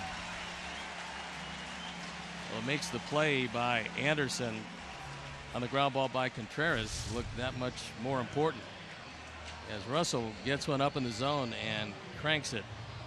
Had his first grand slam in last night's game, and this time doubles, a couple of hops off the ivy. And if it sticks in the ivy, what the outfielders all know, been here before, is you don't reach in and get it. That ball's in play. You clasp your hands above your head, call it to the attention of whichever umpire happens to be going out there, and it's a two-base hit. Mags Ordonez. Way back when. Baez. Well, I'll tell you, in my opinion, what's going to happen and what should happen. If you'll notice, most of the teams that are out of it, so to speak, okay, have a lot of trouble offensively. Yeah. Okay. Most of the teams are out of it. This is the time now for the contending teams to trade some of their good young prospects and some of maybe their major league ready offense for the bullpen help of the teams that are not going to be there. Because bullpen help is the first priority of every contending team, or should be, right now going into August and September. Yeah, I think that's probably, you'll see a whole lot more of that. Yeah. And San Diego is slowly becoming the poster child from shedding some big contracts, trading to contenders, and retooling your own team. And I think Andrew Kashner, the starting pitcher, used to be with the Cubs, might be next. Got a good arm. Oh, he's got a very good arm. Well, that's one reason that Kenny was did such a good job when he was general manager for two reasons. We talked about earlier about Chris Bosio and telling that kid, look, I don't know where you've been, I don't know where you're going, but if you're here, you better be on time. Yeah, that's exactly right. When I knew Kenny Williams was going to be a good GM, when he was the farm director, we were in Tucson. He and I were talking, and he looked at his watch and says, Hawk, excuse me, I've got to go over here. He had called every minor league player into in that backyard back out there behind the workout room. Yeah. Was it a couple hundred of them? And we had this outfielder from New Jersey, left-handed hitter, good-looking player. So Kenny called this meeting. He started talking, and all of a sudden, That ball hit down to Frazier, hold him, throws him out, 2 down. All of a sudden he goes over, and this kid happened to be sitting in the front row with his legs crossed, and he goes over to him, and Kenny looks at him and says, "You," I forget the kid's name, Jimmy Jones, Sammy Smith. Yeah. "You, Jimmy Jones, get your you-know-what up and get your you-know-what out of here. You're gone." And he was one of our best-looking prospects. He said, "We are sick and tired of every one of our coaches. If they don't throw every exact pitch in batting practice where you want it, you're all over them. Get out of here." And the kid went back to stuff and left. And that's when I knew Kenny was going to be a good GM, because he wasn't going to take any stuff. And the second thing was that Kenny had a knack, which today not a whole bunch of GMs do. He had a knack of being able to building bullpens. Well, that's, I mean, well, today that's essential. If you don't have a good pen, and that means back to front. It's not only just your closer, because he becomes irrelevant if guys before him give it up. Yeah. You better have a strong bullpen top to bottom, or you're not going anywhere. Well, Rick worked with Kenny for 10 years, and Rick learned a lot from Kenny in that respect. So hey, let's put it this way: Rick has done a good job at putting talent on the field. The talent has not produced. Well, now we're going to see John Lackey taken down. And one of the real popular players on this team, and just about every place he's been, David Ross, who says he's going to retire after this year. And become a manager. A great handler of pitchers, and I know guys certainly love to throw to him. And John Cooper now coming out. I told what David did. I'll tell you a guy who loves David Ross, and I mean, just loves him to death, was A.J. Pierzynski. They were together in Boston. And he thinks David Ross is going to be a great manager. And, you know, coming from A.J., that's something. Another guy that always liked David Ross is the guy that they spent a lot of money on for a lot of years, John Lester. And that's one of the reasons why David is here, but he comes on to pinch hit. Runners at first and second, 2 outs.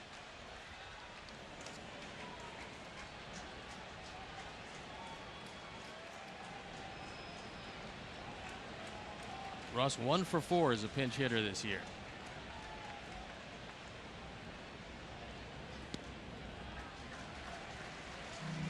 Yeah, this guy right here. One of 2 categories. You're either an asset or a liability. And numbers really don't play a part in that. He's an asset.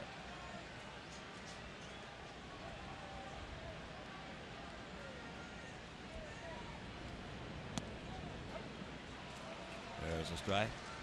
So the pens on both sides are working. And Ross thought that ball was inside. It had just a piece of the plate, however. There you see it on the Xfinity pitch tracks.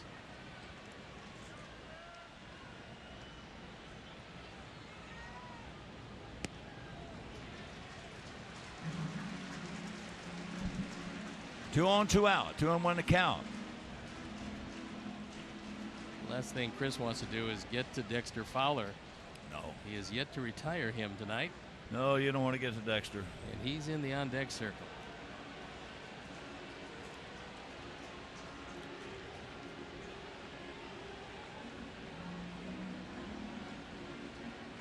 Right here, 2 and 1.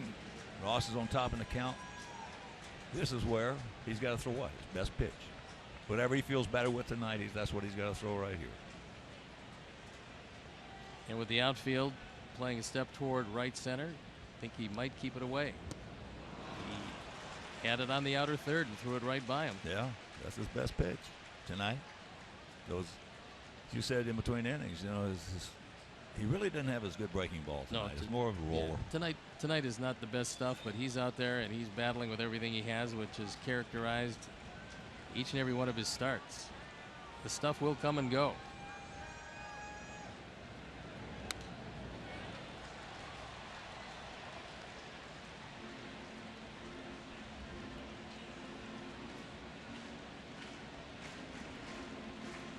Ross asking Jerry Lane if it was in the zone. Jerry Lane said close enough. As you can see, can't really take that one. You can't leave it in the hands of the umpire. Big gap in left center. He gone. He knew it. What a pitch and what a time by Chris Sale.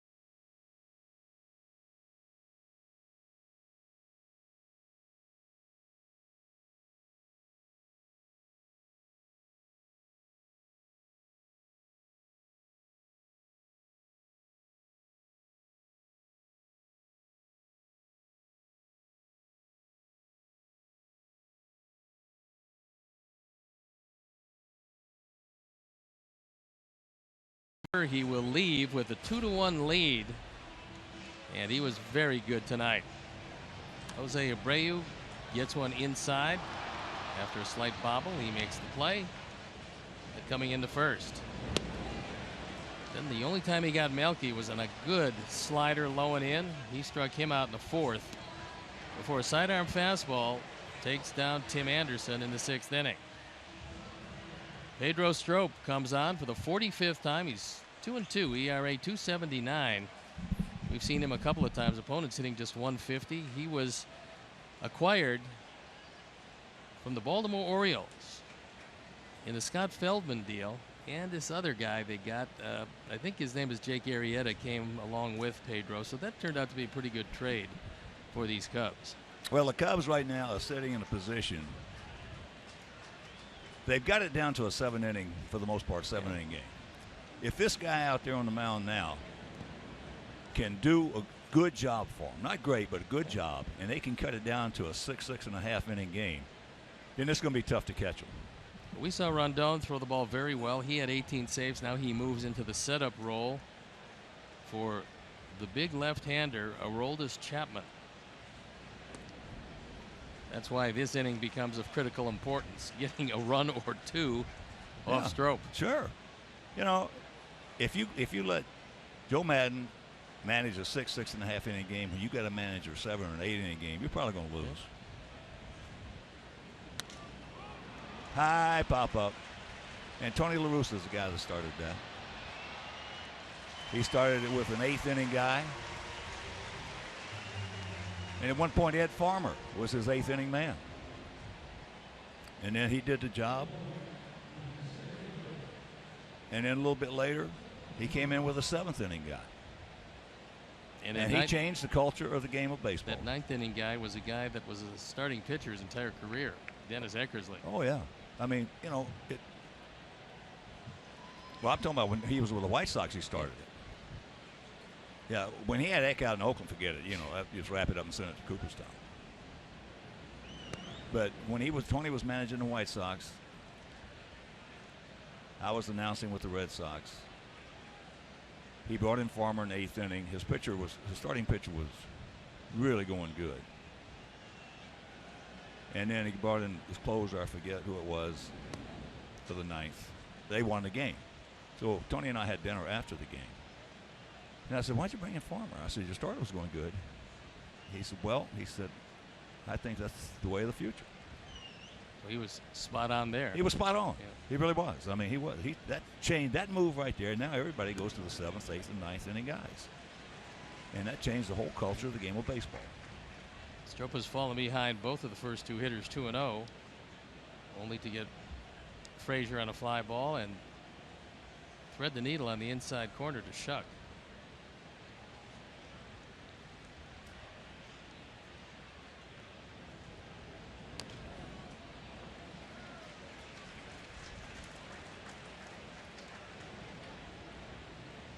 $41,157 in the house. They had 41,166 last night. They had 39,553 in our place in game 2. Yeah, 2 sellouts back to back. Yeah. 39,510 in the opener.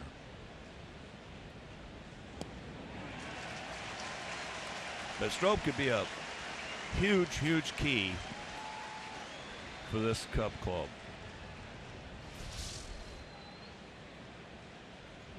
This ball just dives low and away.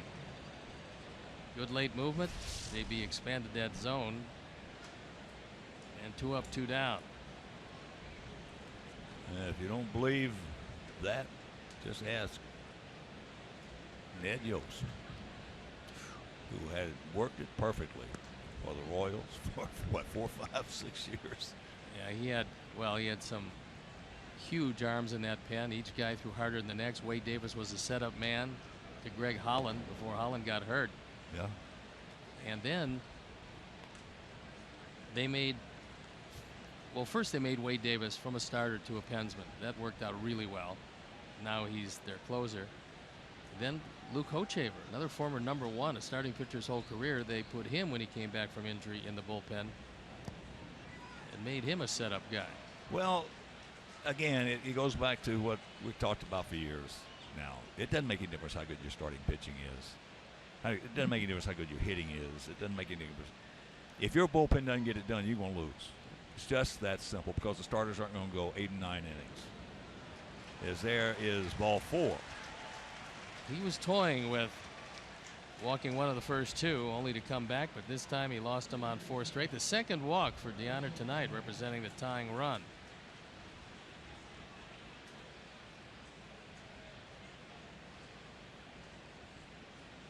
Looks like Sanchez is being, well, no, he's not being called back.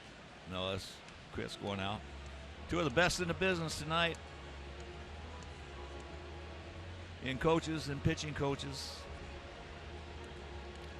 Don Cooper and Chris Bosio. Travis Wood is loosening up in the pen. We saw him in this series, had some control difficulties, but overall he's had pretty good control this year. So conference with Strop. Chris Bosio walks off. Well, if Strop does not get the job done, it's going to be because of his control. Yeah.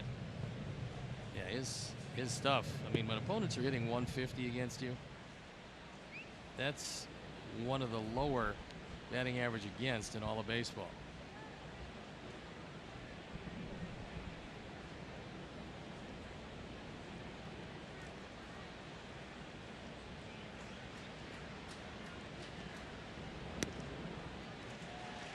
First pitch strike, Carlos.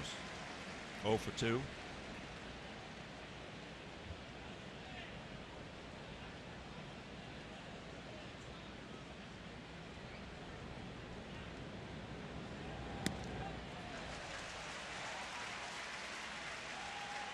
Come on, Carlos.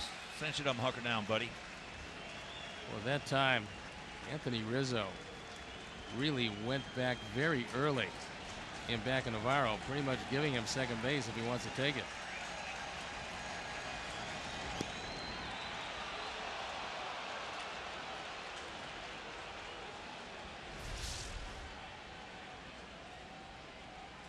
Oh, he decided to steal his gloves. Throw on the ground. Right. No wonder why he's playing behind him.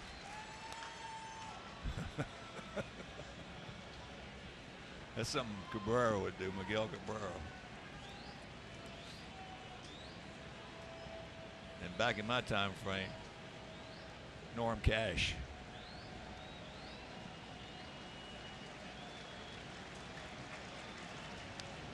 Just got a piece of it.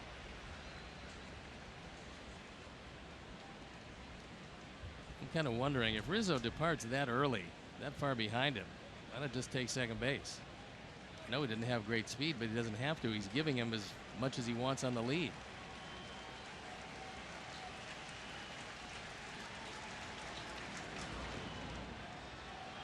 He did not go. Good check on the slider down and in.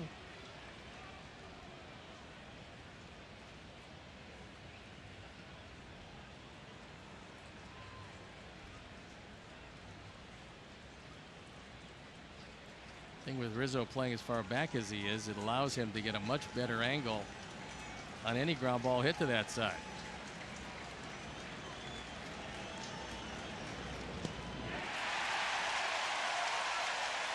Seventh inning stretch. We trail it 2-1.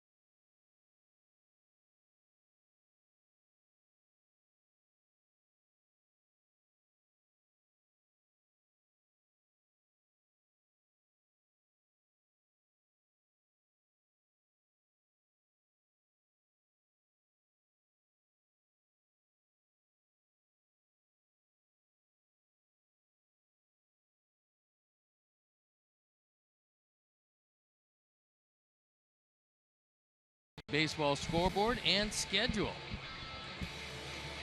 See Baltimore having all kinds of problems with the Twins in the Twin Cities. Colorado defeated the Mets. Big game for the Mets, as they all are now. St. Louis, against a very tough Miami team, defeated them. And Washington at San Francisco later. So Nate Jones comes in the ball game for the bottom of the seventh inning. Chris Sale's night is done. He'll leave trailing 2-1. And there you look at the numbers. On for the 48th time. He's 4-2. His ERA a little above 2.5. And opponents hitting just .202. That ball hit hard, but we got a man there. It's a hang with him to Dexter.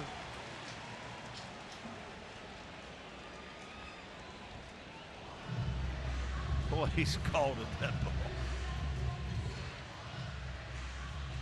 Tyler Saladino has checked in the game. He's playing second base.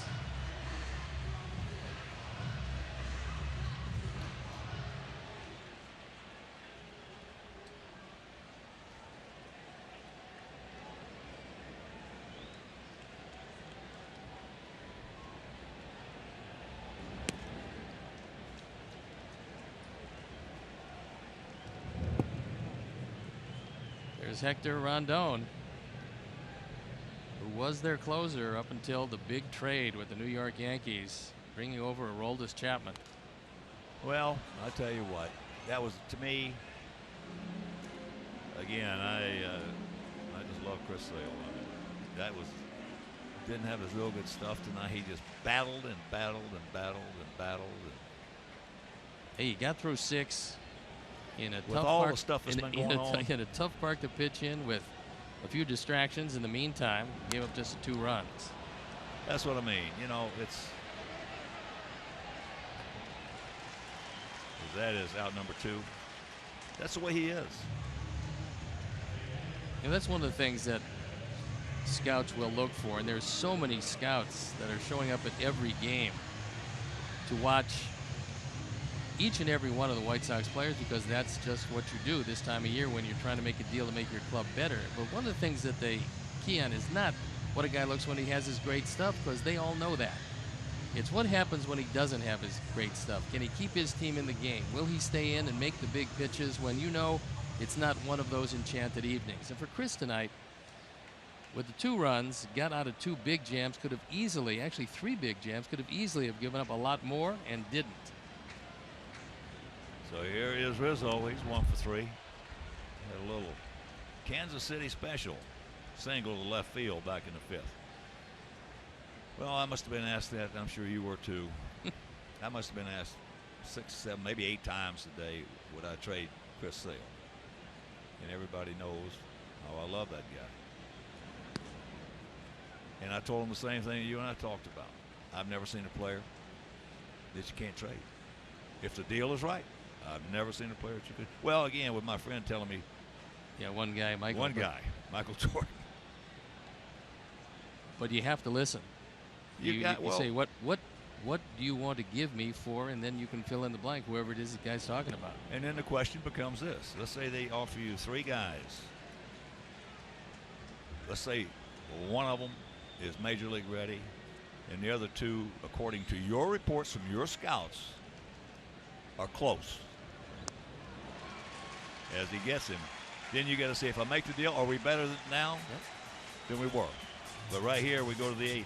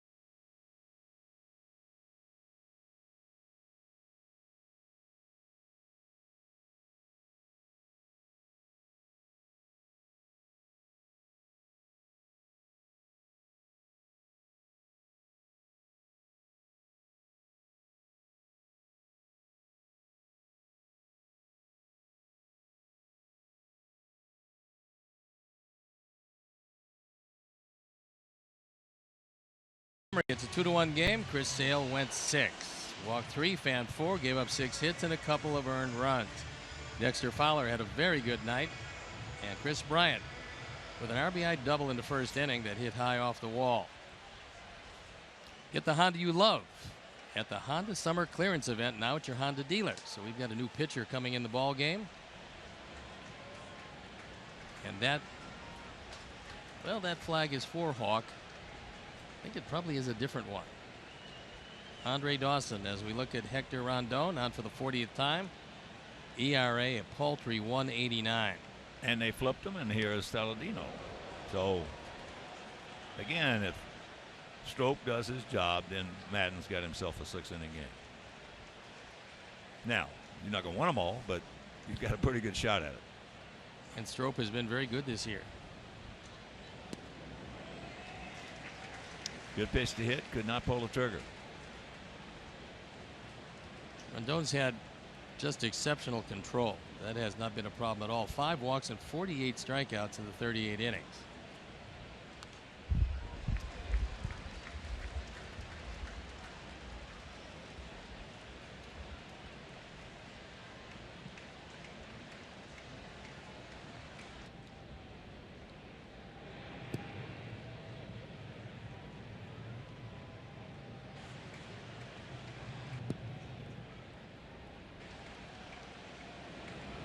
That ball hit hard.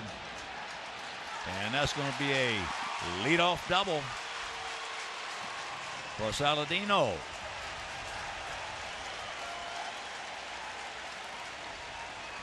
Boy, Tyler absolutely cranked that ball. 5th double of the year.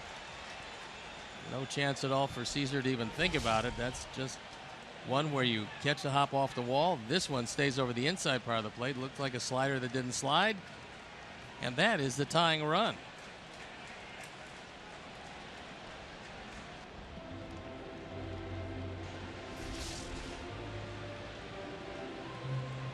Roldis Chapman loosening in the pen.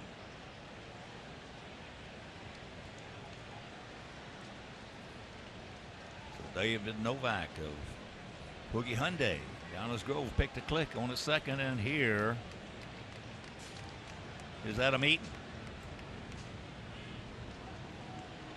Adam is 0 for 3. He struck out his first at bat. Then he hit a bullet in center field right at Fowler. Then in the 6th, he hit a bullet into left field right at Caesar, who made a nice catch fighting the lights.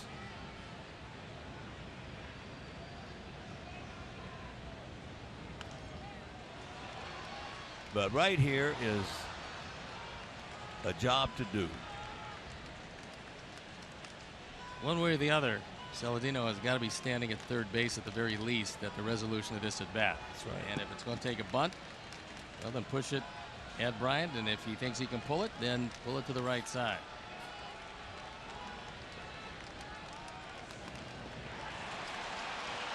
And that is going to go foul. Dadgummit. Hit the cut of the grass and kicked it foul. We talked earlier that there really is very little room between the grass and that baseline. So once it trickles down from the grass, and Adam bunting for a base hit, rolls foul.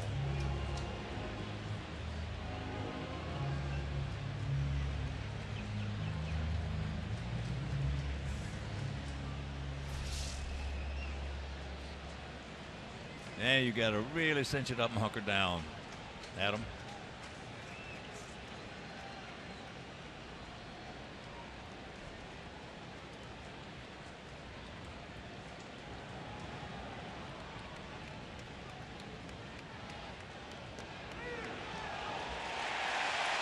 Oh, that ball was way off the plate.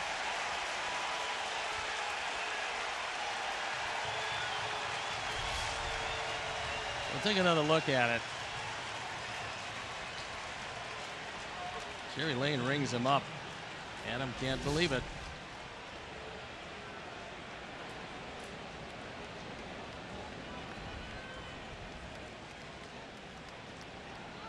All right, Timmy. Timmy 1 for 3 and a run scored back in the first inning.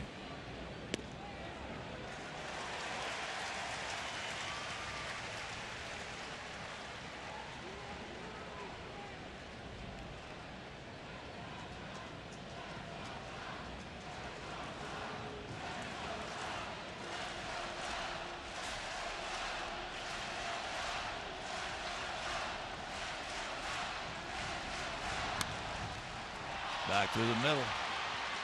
The gun, and they get him. Baez with a cannon.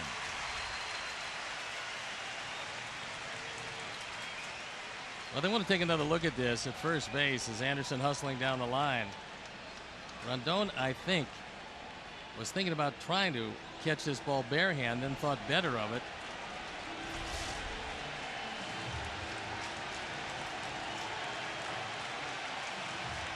Madden coming out. He's going to bring Aroldis Chapman into this game.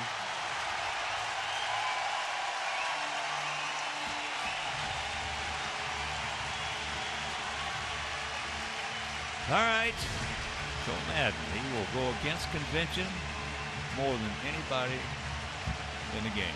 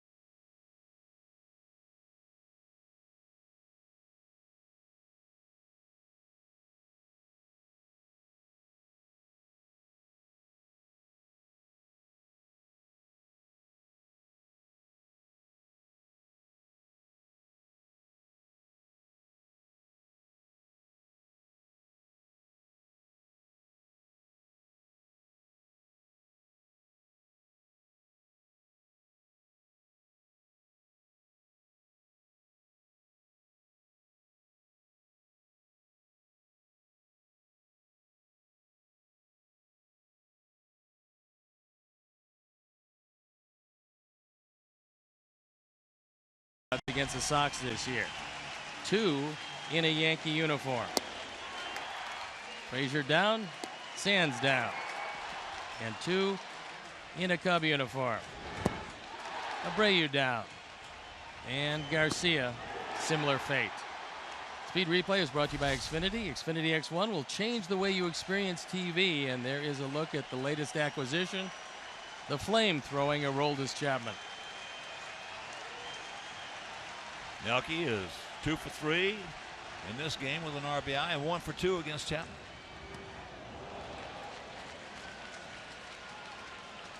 .99 the speed on that one. He was anywhere from 100 to 103 last night.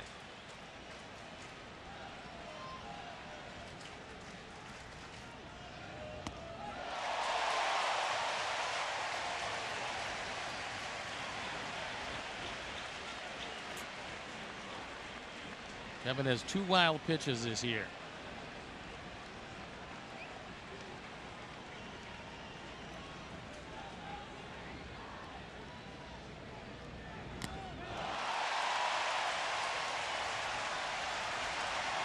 That was 1 and 2, and he has not thrown one in the zone yet.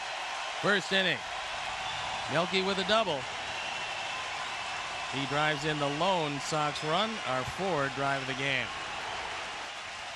You got to make him get it down. And Contreras did not catch him last night. Montero was behind the plate, which hopefully could be a break for us.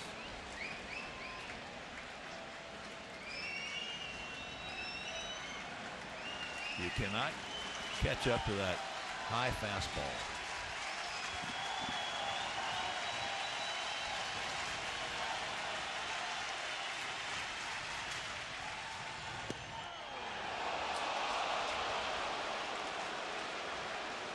Try to change eye levels, keep the ball down at 102. You get a better chance catching up to it down at 102 than you do face high. Well, you got gravity helping you. Yep. Up high, you fighting gravity.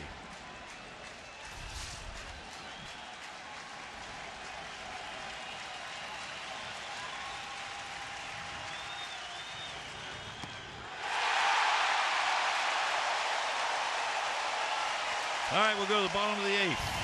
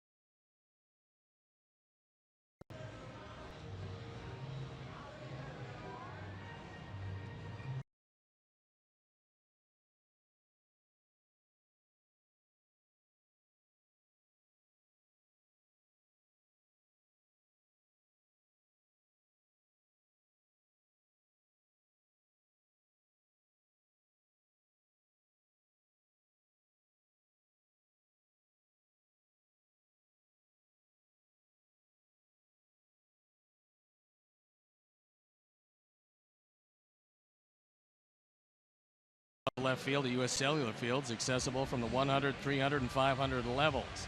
You can learn baseball from Sox Training Academy coaches in the batting and pitching cages as long as the base running areas.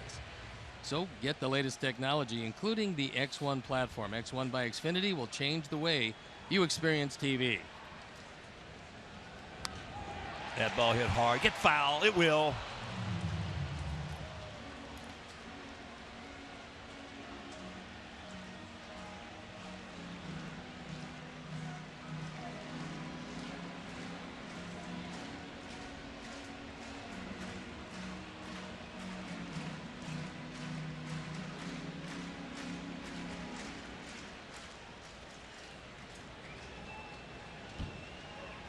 Dober's 1 for 3 with an RBI.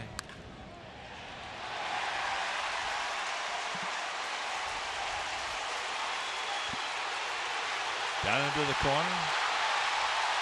Adams really been having a lot of problems picking the ball up lately. Yes, indeed. Of course, there's one he shouldn't have had to pick up.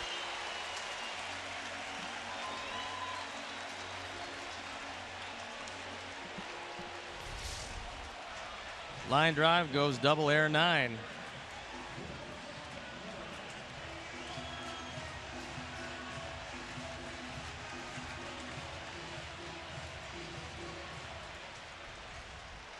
And a golden insurance run 90 feet away, forcing the infield in at all 4 positions. And Contreras 3 times has gone out to Anderson at short.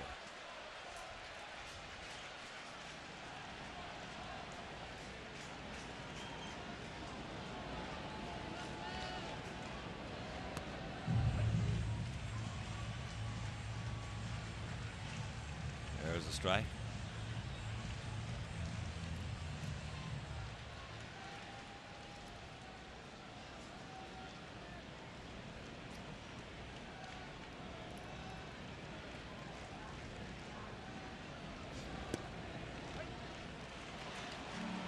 All right, let's take another look at that grouping to Melky. We're talking about how you've got to make Chapman get the ball down, Steve. Well, you're not going to catch up to it upstairs, and the entire at bat was spent up there. You see 1 pitch a strike, 4 pitches across the top. I know you don't have a lot of room to make a decision, but that's got to be the game plan. Go up there and do not swing at anything even resembling a high pitch. You got to go to that plate against Hart, and I faced hardest throw in the history of the game. And Dalkowski as that ball gets away, but not far enough. Good job by Deanna. And faced a lot of 100-mile-an-hour fastballs, and the first thing on your mind when you go to that plate against a guy like Chapman, make him get it down. You got to set your sights, your mental sights down. Even if you've got to move your head forward a little bit and look, get your eyes at a different angle. You got to make him so if that ball is over the angle of your eyes, you've got to take it. You cannot swing at anything high because you're not going to hit it.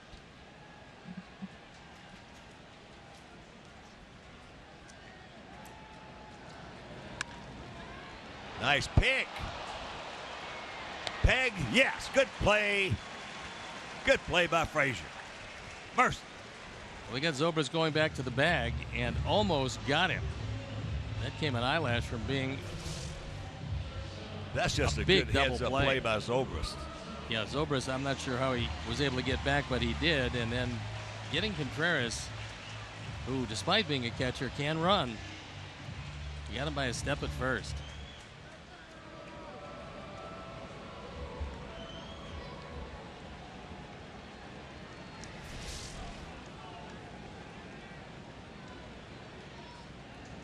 So here's Russell. Tim Anderson making the right play here. He's not all the way in because you don't have a whole bunch of speed at third. You come in, especially on the left side, commensurate with the speed of the runner. And of course he's got a gun, so that also helps a little bit.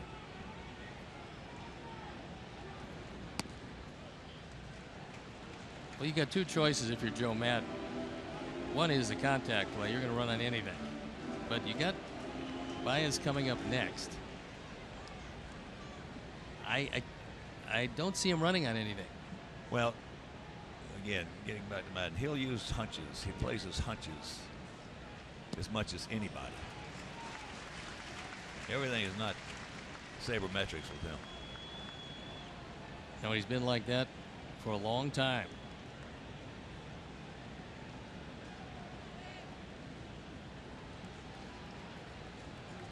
So you started, well, you watched him say 5 all.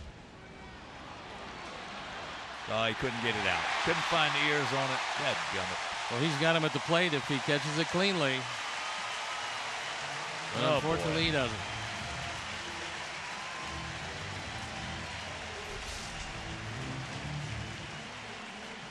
It was a contact play, and Zobrist is going to be out by plenty. But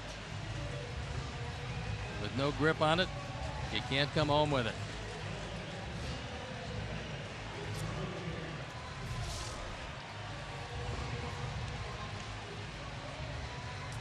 Here comes Robin.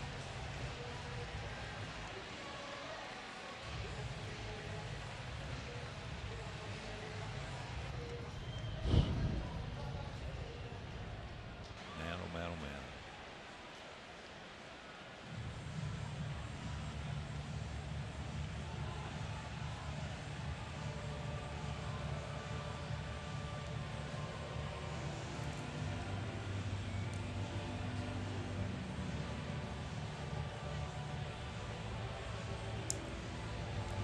So Robbins made the call. Nate Jones is going to depart. Tommy Kahnle's going to come in. We'll step out. Be back after these messages.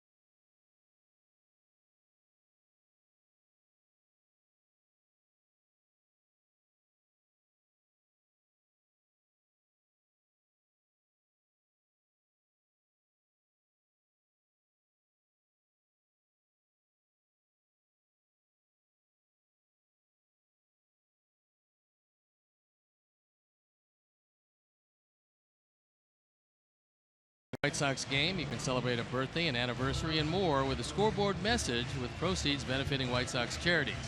To book your message, visit whitesox.com/scoreboard. So Tommy Kahnle comes in the ball game, on for the 10th time. He's going to face Javier Baez with 2 outs and a big run crossing the plate. Give the Cubs a 2-run lead. For our guys in the 9th, Abreu, Frazier, Chuck, Navarro, the scheduled hitters.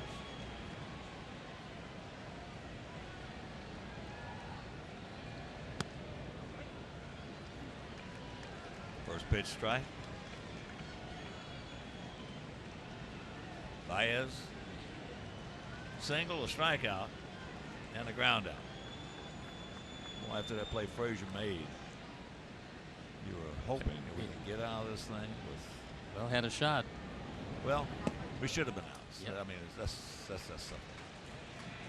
Dan Jennings losing in the pen.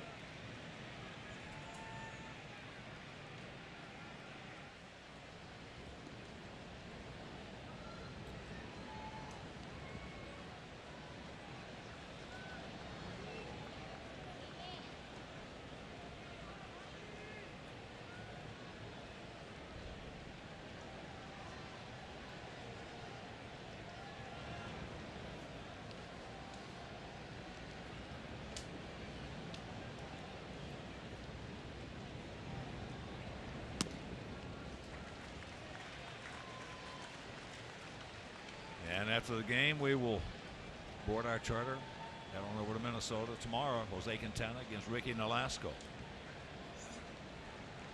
And that game will be over Comcast Sportsnet on Saturday. Miguel Gonzalez, who has really been pitching well against Tommy Malone, who always pitches well against us. Can't get it. That one at 98. That Saturday game will be over WPWR. And on Sunday in the finale of that series, to be announced for us against Irving Santana for them, and that game on Comcast Sportsnet.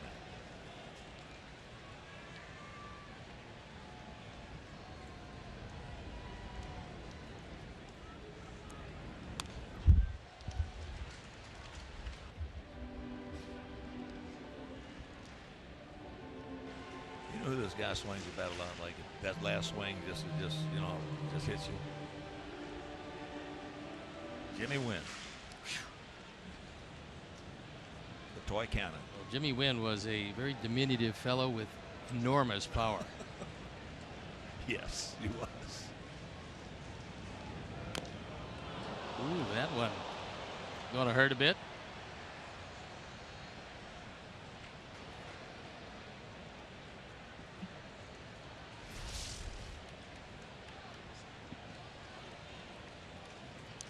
Well, you see why he's wearing the shin guard, because without that, he's not going to be playing for a while.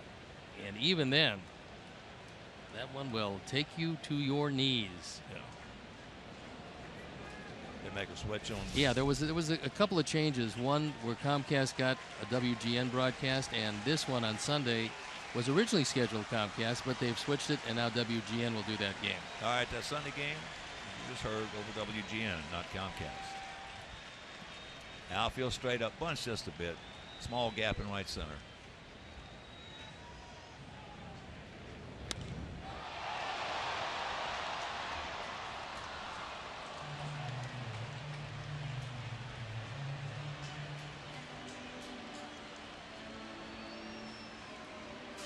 Looks like Tommy La Stella in the on-deck circle.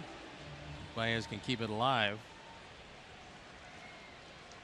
And if he is indeed announced, pending the outcome of the Baez at bat, that's what Dan Jennings is throwing for.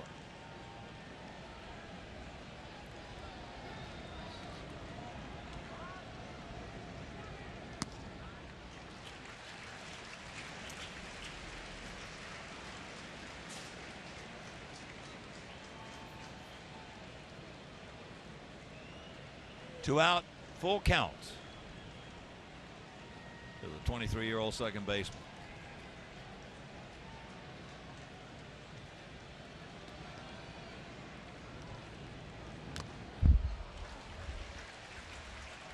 Oh, he's fun to watch. He is. He's fun to watch.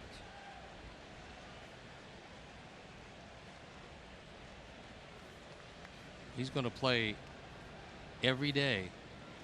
The question will be then just exactly what they want to do with him, because he's as good a defender as they have at 3 different positions for sure, and maybe more than that.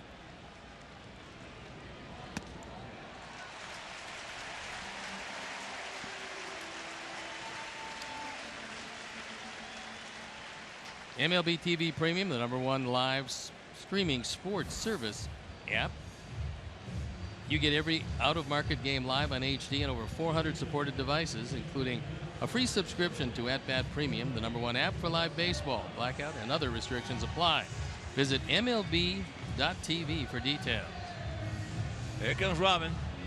That's going to be all for Kahnle.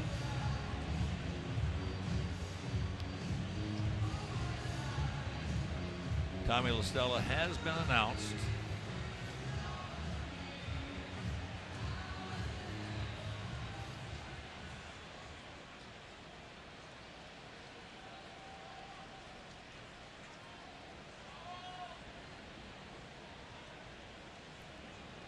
And now he makes the call for Dan Jennings. So Kahnle departs. Jennings comes on, and we'll be back.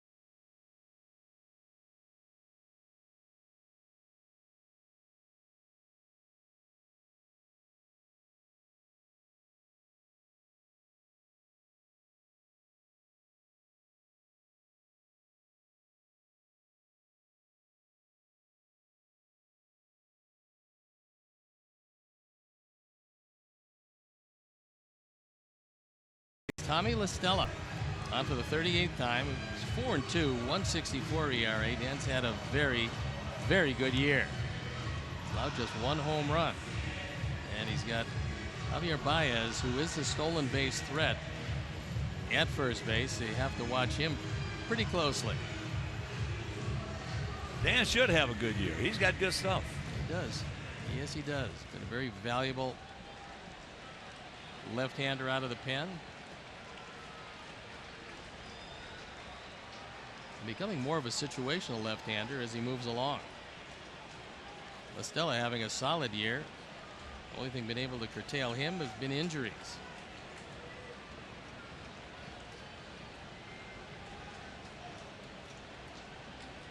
So 1 on, 2 out. Baez at first. With a big run in that should not have crossed that plate.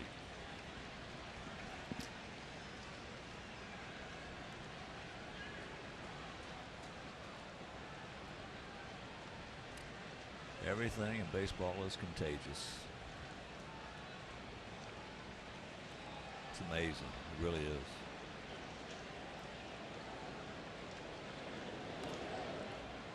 Fouls that one away. And the count 0-2.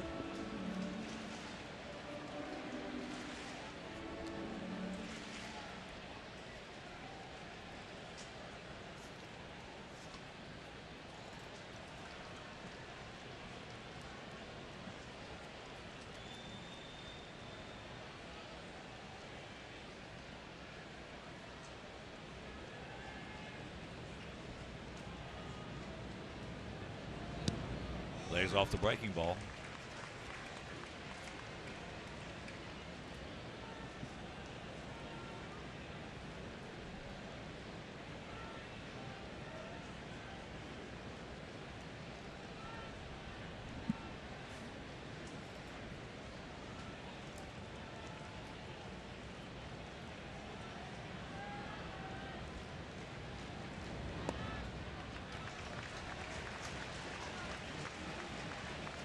Two and two.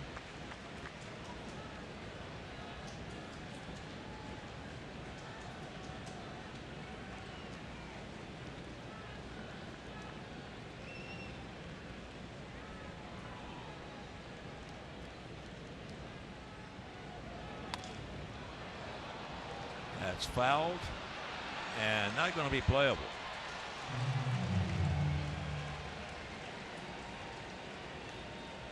He figures he'll take a seat for a while, get a rest.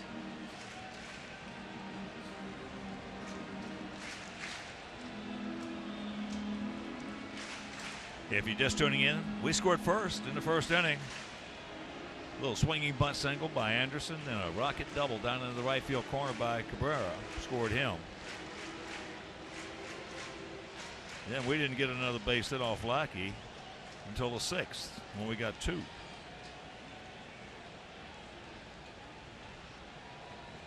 Lackey just dominated our guys.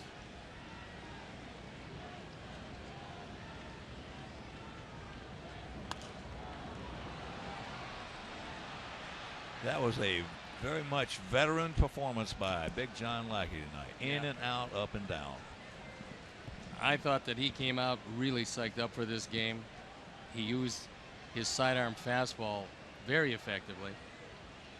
And all things considered, Chris Sale did the best with what he could, which was pretty good. 2 runs, 6 innings, but just got outpitched by John Lackey, who was just a touch better.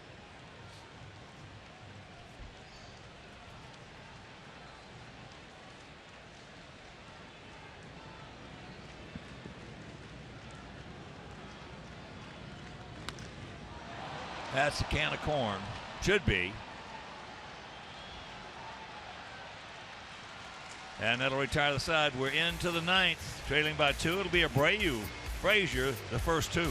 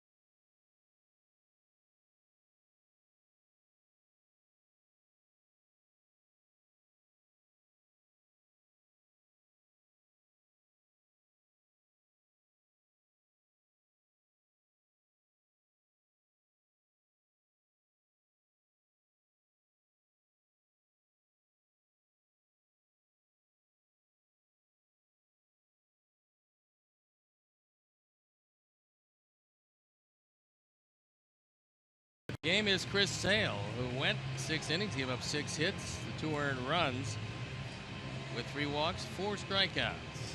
Wrap your hands around the official Italian beef of the Chicago White Sox at one of the 19 Bona locations. So Jason Hayward checks in the game in right field.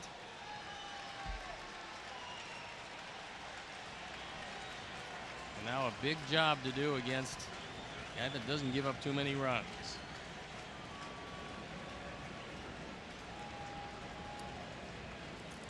Here's Abreu.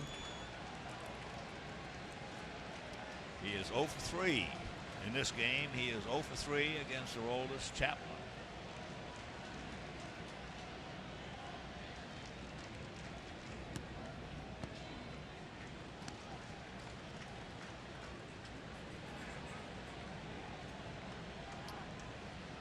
He faced Chapman last night, and Chapman got him on a slider. Turris wants another slider.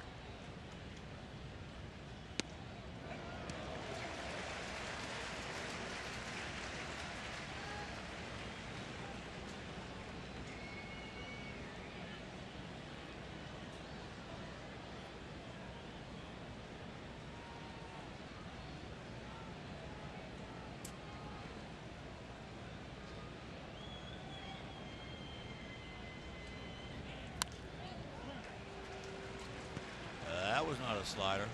That was at 100 miles an hour. In a perfect spot, right in on his hands. That's the best you're going to do with that. This is what Yep. he did. Foul it over the first base dugout.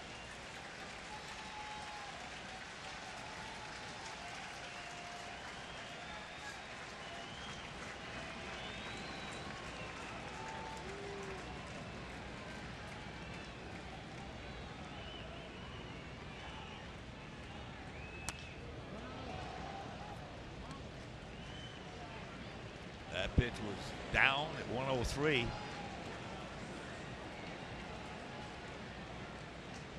Key was down.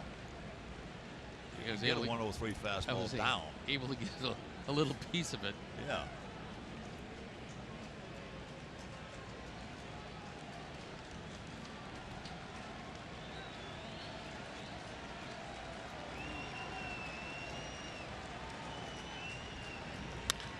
The ball hit hard. Look at the pick.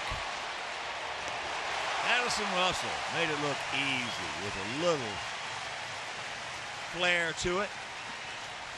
That ball was hit really hard. It was. And the key is it was down, and even at 100 plus, Russell sliding and making the play.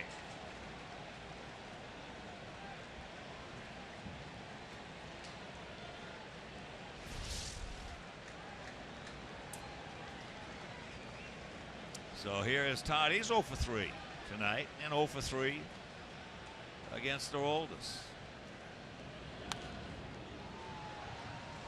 The one thing I can see Addison that he's a little short in is he just doesn't have a big arm. I think he's got a bit of a sore shoulder. Well, that might Looks be to it. me like he's kind of compensating for that because that's not a natural throwing motion that he's got. More of a push. Yeah, he's getting it over there as quickly as he can. Either he had a previous injury or maybe things are plaguing him a bit now. But well, the hands are great. He's got wonderful range. And the only thing is it's a most unusual throw. Yeah, I haven't seen him have a big shortstop's arm though. No.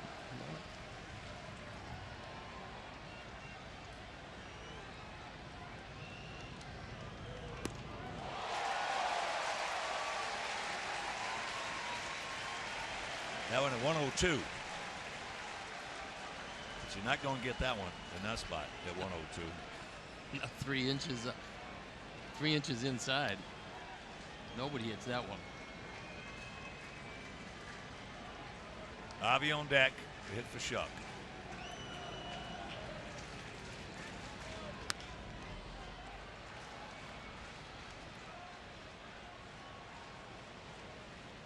That one at 102.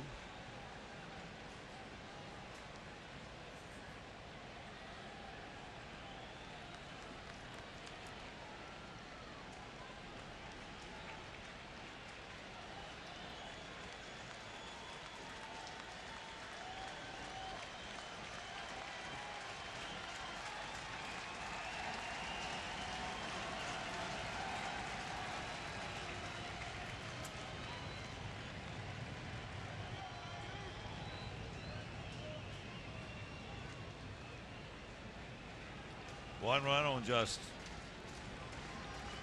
5 hits for us.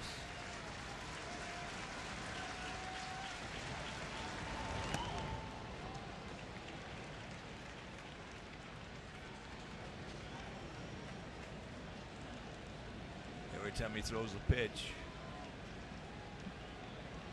41,157 in attendance. And then all of us up here in the broadcast booth. Look for the velocity. Look at the velocity. We look right to the gun. See if we get to 105.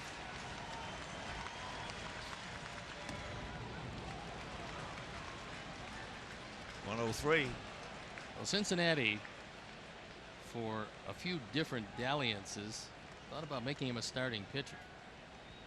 But what a weapon he is at the back end. Well, I don't know why in the world you would consider that with what he's got. I mean, that's not even the realm of possibility for me.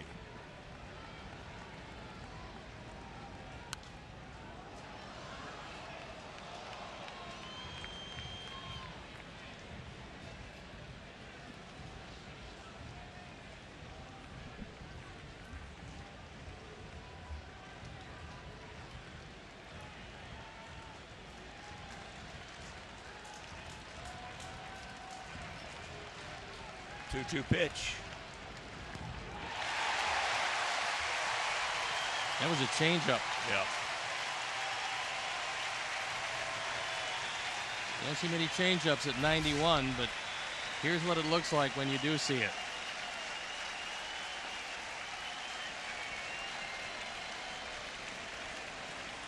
So we're down to our last out, and here's Avi. Avi has faced Chapman twice. He has 1 hit.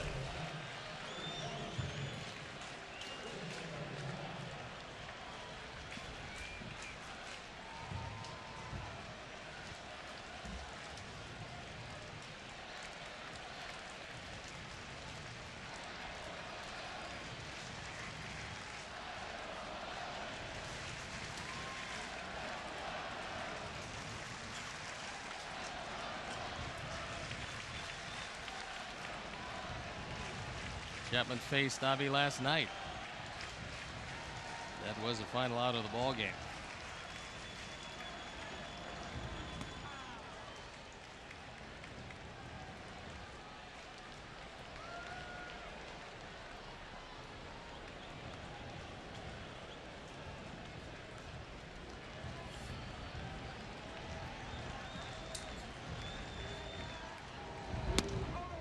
Attaboy, took that pitch nicely. That one at 100.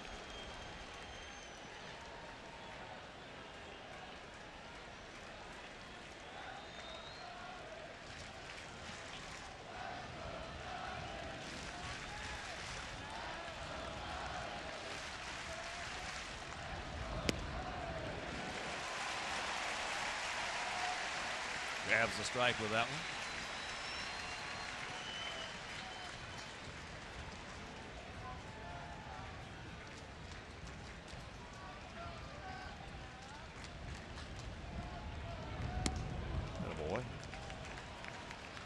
Don't help him out.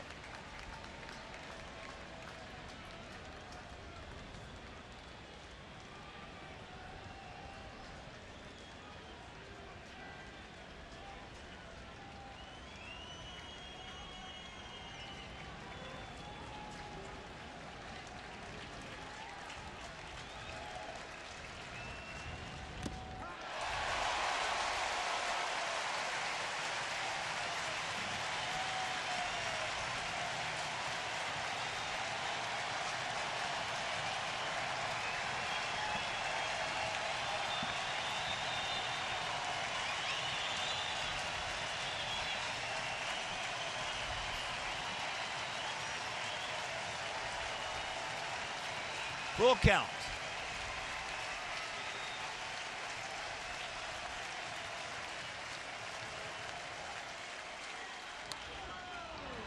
There's a chopper. Nice play. And this ball game is over. So we win the 2 at our place. They win the 2 at their place. And we'll be back.